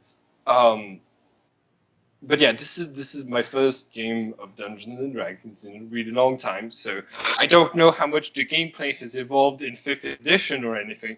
But when you see this token that I've dragged onto the screen and into our game, is this representative of the gameplay experience you expect from a game of Dungeons and Dragons? Honestly, yes. Oh my god. This is Okay. not the wildest shit I've seen in a game of Dungeons and Dragons, probably. I think the wildest shit I've seen was a game I played where we had one guy rage strip in the middle of a funeral. What do you mean rage strip? Like, in anger, just took off all of his clothes. Okay, so it wasn't a barbarian that raged. And No, it was a rogue who just, like, in frustration in the middle of a funeral for an NPC, just took off all of his clothes. Why did he do that? It was a long story, but it's just like, all I remember is just like, we were all in the same call, and he just says, I start taking off my clothes, and everybody's screaming. Okay, so here's the thing. Like, I'm having a look at the tokens folder for that I took this sexy orc merchant token from, and they're all normal. They're like, they're well drawn. It's just like a bunch of orc characters. Like, What do you mean they're all normal? Are you doing this? like none of them are like extremely like sexualized versions of like. Wait, okay, maybe this is a sexy orc. I can't really see. Yeah, I'm like. Well, probably the same orc, actually. I mean. Yeah, actually, Yeah, probably. I think so. Amazing. Side job as a mage. But yeah, like this one isn't like, hey there, you want to buy some apples? This one's just like, hey there, want to be smited? Yeah. No, it's just like, and out of nowhere, this just this. Okay, yeah, let's roleplay this. Let's boy. do it. Yeah. So you like, she looks at the thing and says, I can probably get a mage to buy it off of me if it's enchanted. Yes, it keeps moving. I'll give you 20 silver for it. 20 silver. That's. Yes. I mean, that's not much for the price of of a a frog human mage life.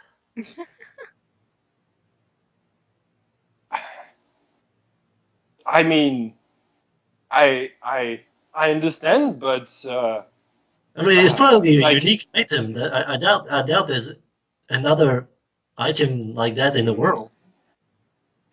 I mean, I hope not. all right. So she asks, can I see it to identify its mystical powers? I can cast identification on it. Is she getting up? No, she's just like reaching her hand to try to so you can like. Well, I mean, I guess why not? I'm going to reach so that she can grab the end of the. Okay. Of the thing. And yeah, she starts to like she starts to like have a look at it. And she casts this like small spell that creates a blue light around it, and she says, "Huh, this it does have a weird spell on it. It can the owner can taste whatever the tongue is touching as long as they're holding it.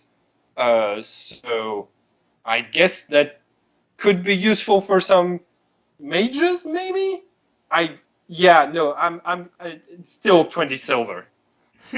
Well, thankfully, I'm wearing gloves.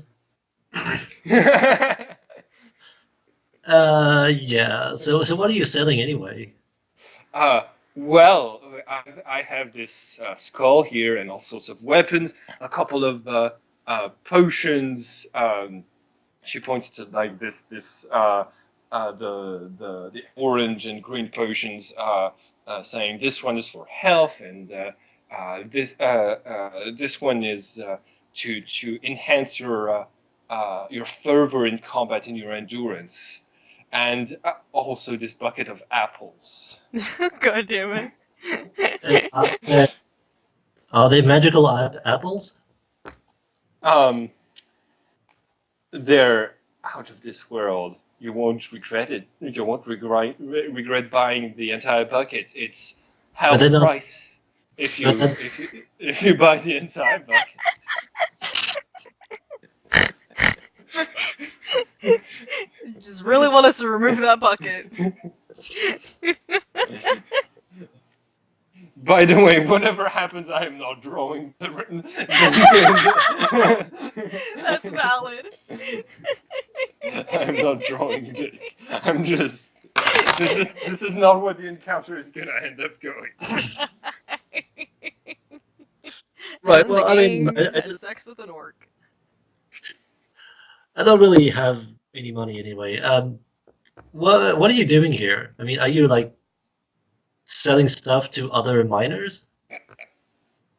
And yeah, she says, "Oh, I'm just a merchant orc, wandering around, trying to make trying to make a living and looking for adventure."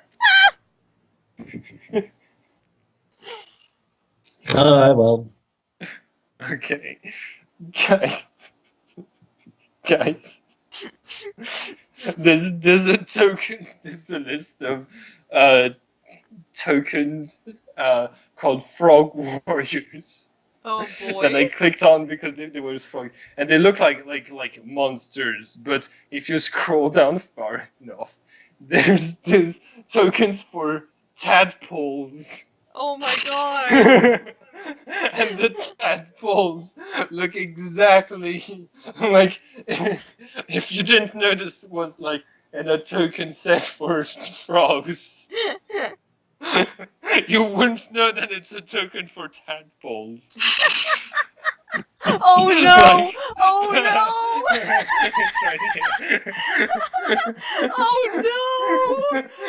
I just, Limit.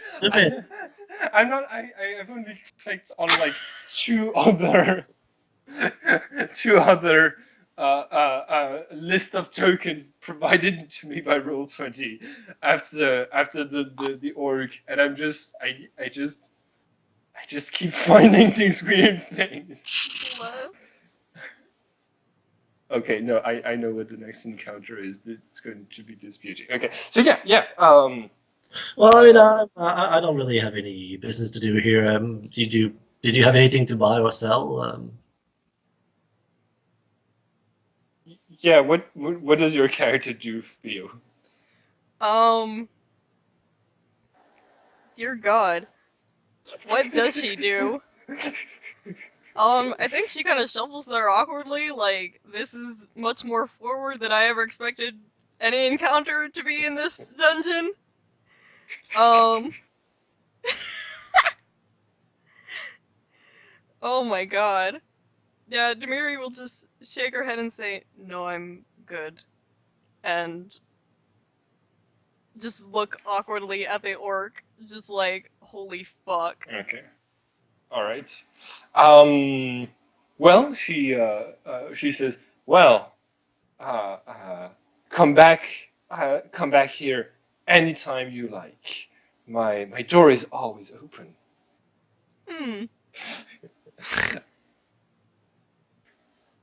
There's no doors, by the way. You didn't like. Yes, thank you for the message. Oh no!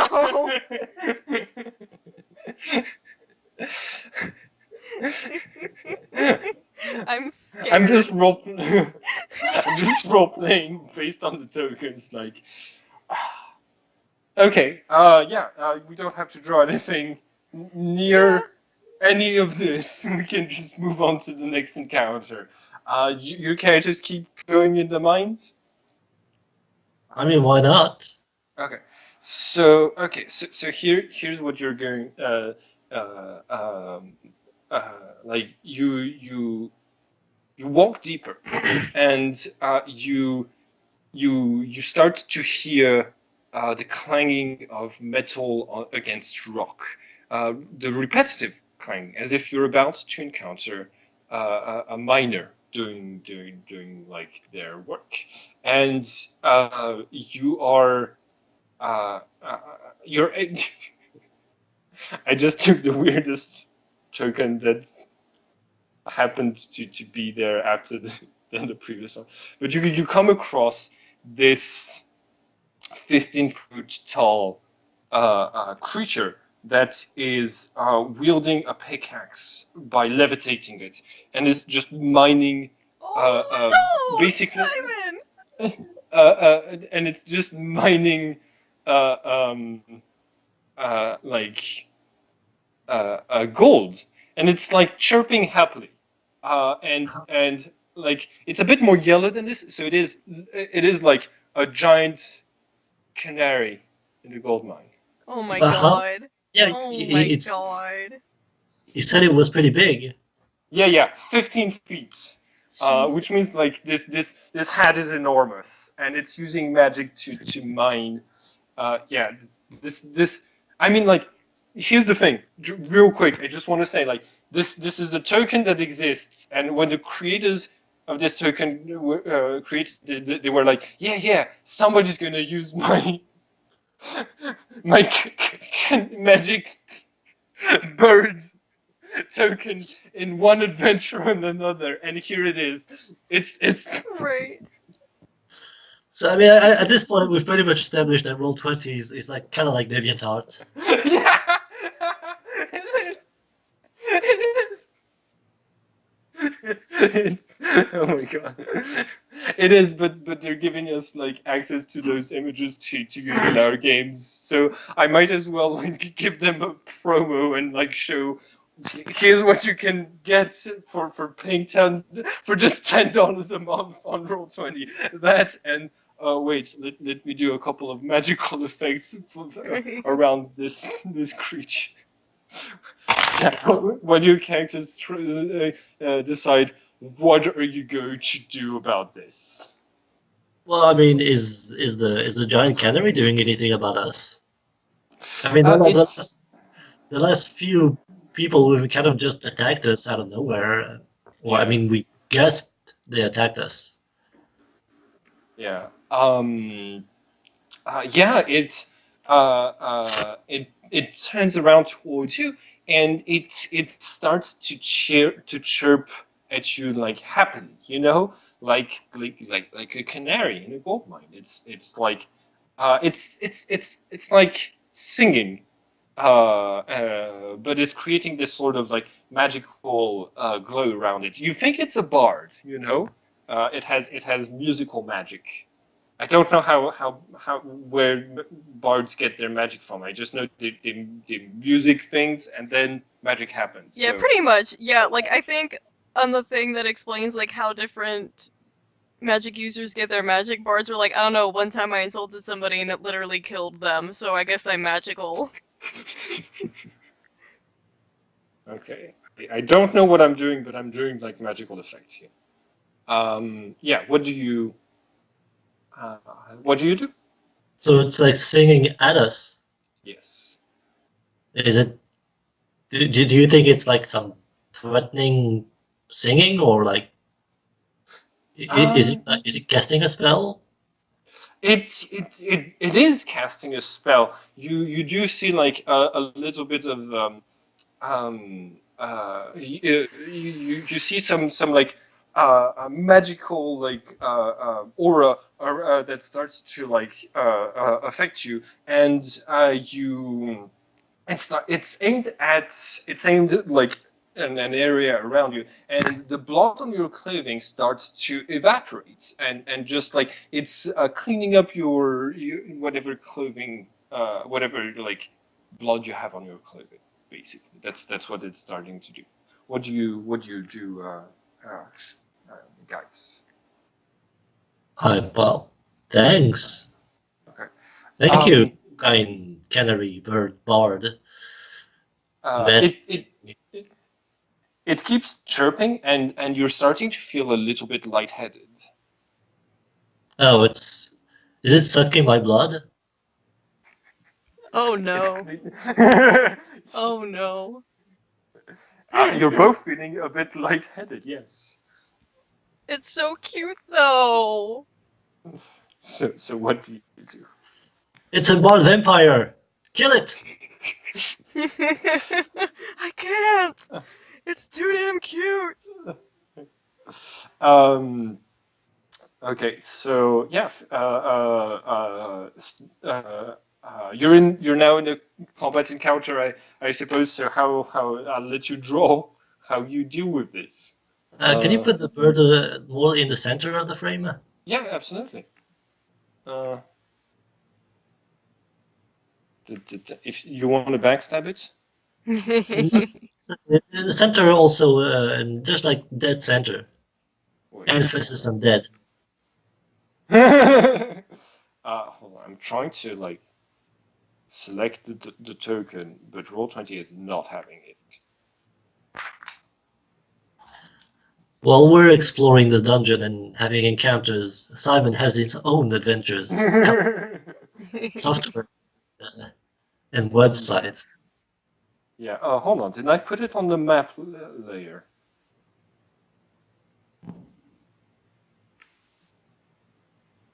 No, I did not. Let me select it. Okay, I'm gonna reload this. Sorry, it's gonna take a couple of seconds. Um. Yeah, what's your strategy? By the way, it doesn't have to be like a violent resolution to encounter. We just need to draw out to draw like how your characters resolve the problem that his cleaning spells is cleaning your insides as well.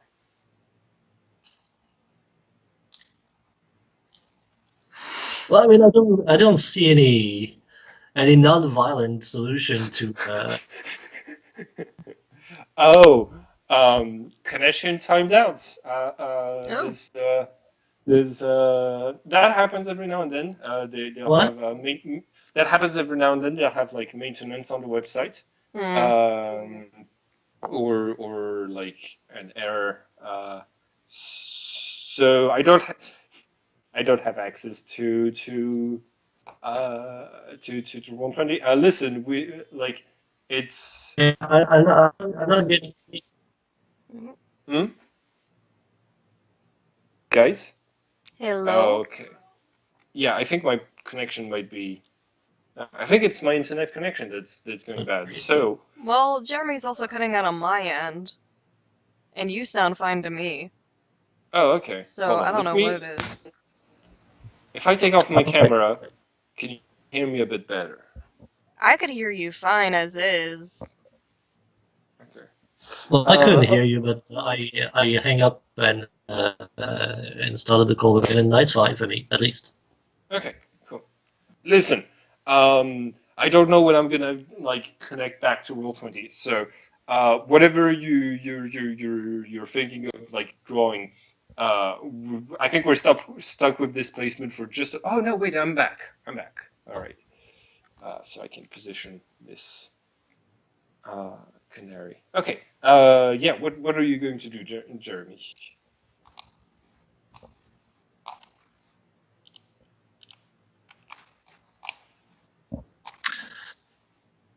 What canary are you talking about again? Hmm? Oh, the bard that you heard that you're like. Well, I can't really see it. Oh, did I did I end up moving it out of the? Where is it? Wait. Okay, where is it? It's gone. I did. Feel? Did you Hmm? see when it disappeared? Do you still see it? I don't know. It's gone now. Sorry, I looked down for a second and I look back up and it's gone. Okay. Well, I suppose that's it for this encounter. Hold on. Disapparates.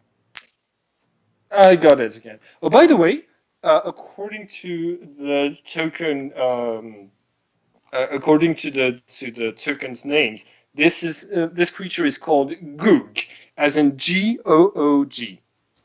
I love Goog so much. Oh my uh, god. all right. So it, yeah, he's back. Do you both see it? Mm-hmm. I Jeremy see is my the baby place. boy. Jeremy is the placement okay for you. I Wait. summon another canary to fight. um. All right. So let's see. So let's yeah. Okay. Give me 1 second. I'm gonna like uh uh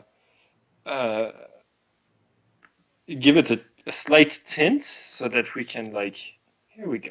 So one of them is going to be the one you summon is going to have this red tint. Okay. So I we think you mean know which tint. tint. Yeah, it's been summoned by a murderous wizard, the warlock. So its taint works just as well, I think, in this in this situation. Yeah, and they start like fighting each other. Okay, that's. Are you? Um, but yeah, none of them seems to be able to like take the advantage over the other. Theo, what do you do? Oh, By the way, these two creatures are 15 feet tall. So this fucking is A. like you this is like a Godzilla-sized combat happening in the middle of the mine. Uh, By the way, Simon, I would like to clarify my actions here. I did not add any token. oh, okay. You just I did that and then I simply drew a white square in on top of your first token yeah. to bait you to Oh my create another. god. That is And then I deleted my first square. um so yeah, okay. No,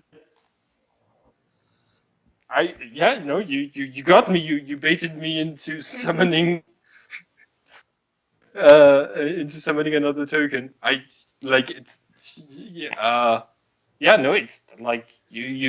have magic. You could have done this, so you summoned it. I what, what do you want me to say to that?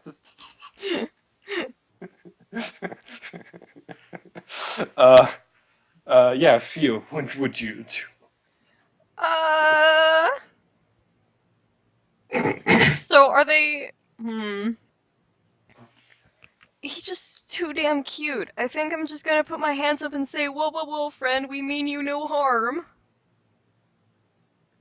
All right. So both of them stop casting like spells at each other, and they both look at you, and they both chirp.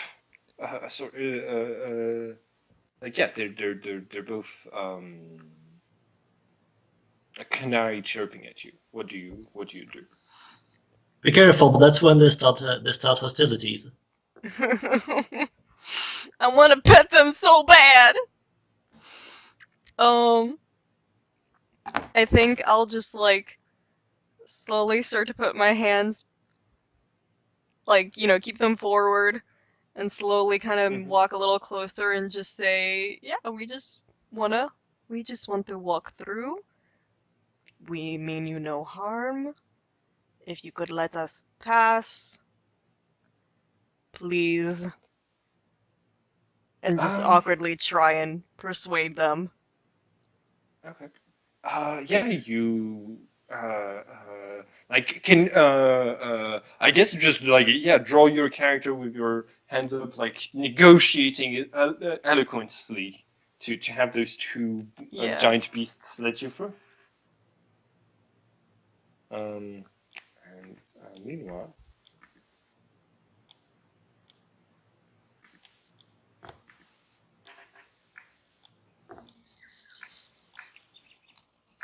Oh.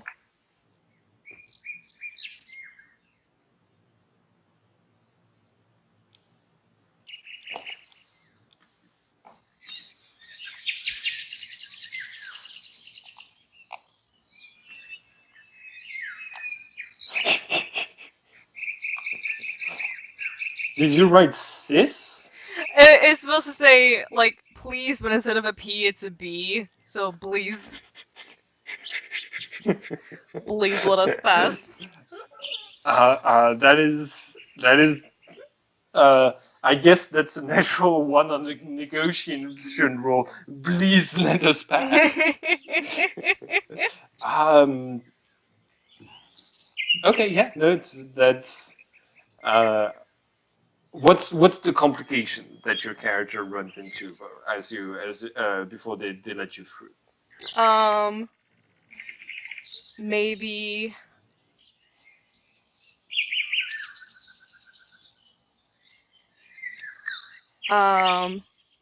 Jeremy, you can come up with ideas as well. Well, I have an idea, but it's more like something I'll do after we're past. We could do like like, I don't know, like the thing that keeps coming back is like one of them like trying to peck me or something. Okay. Do you have? Okay, you're playing a sorcerer. Do you have like headgear, like a wizard's hat or something like this, or No. Demiri has pretty casual fashion. Is there anything like that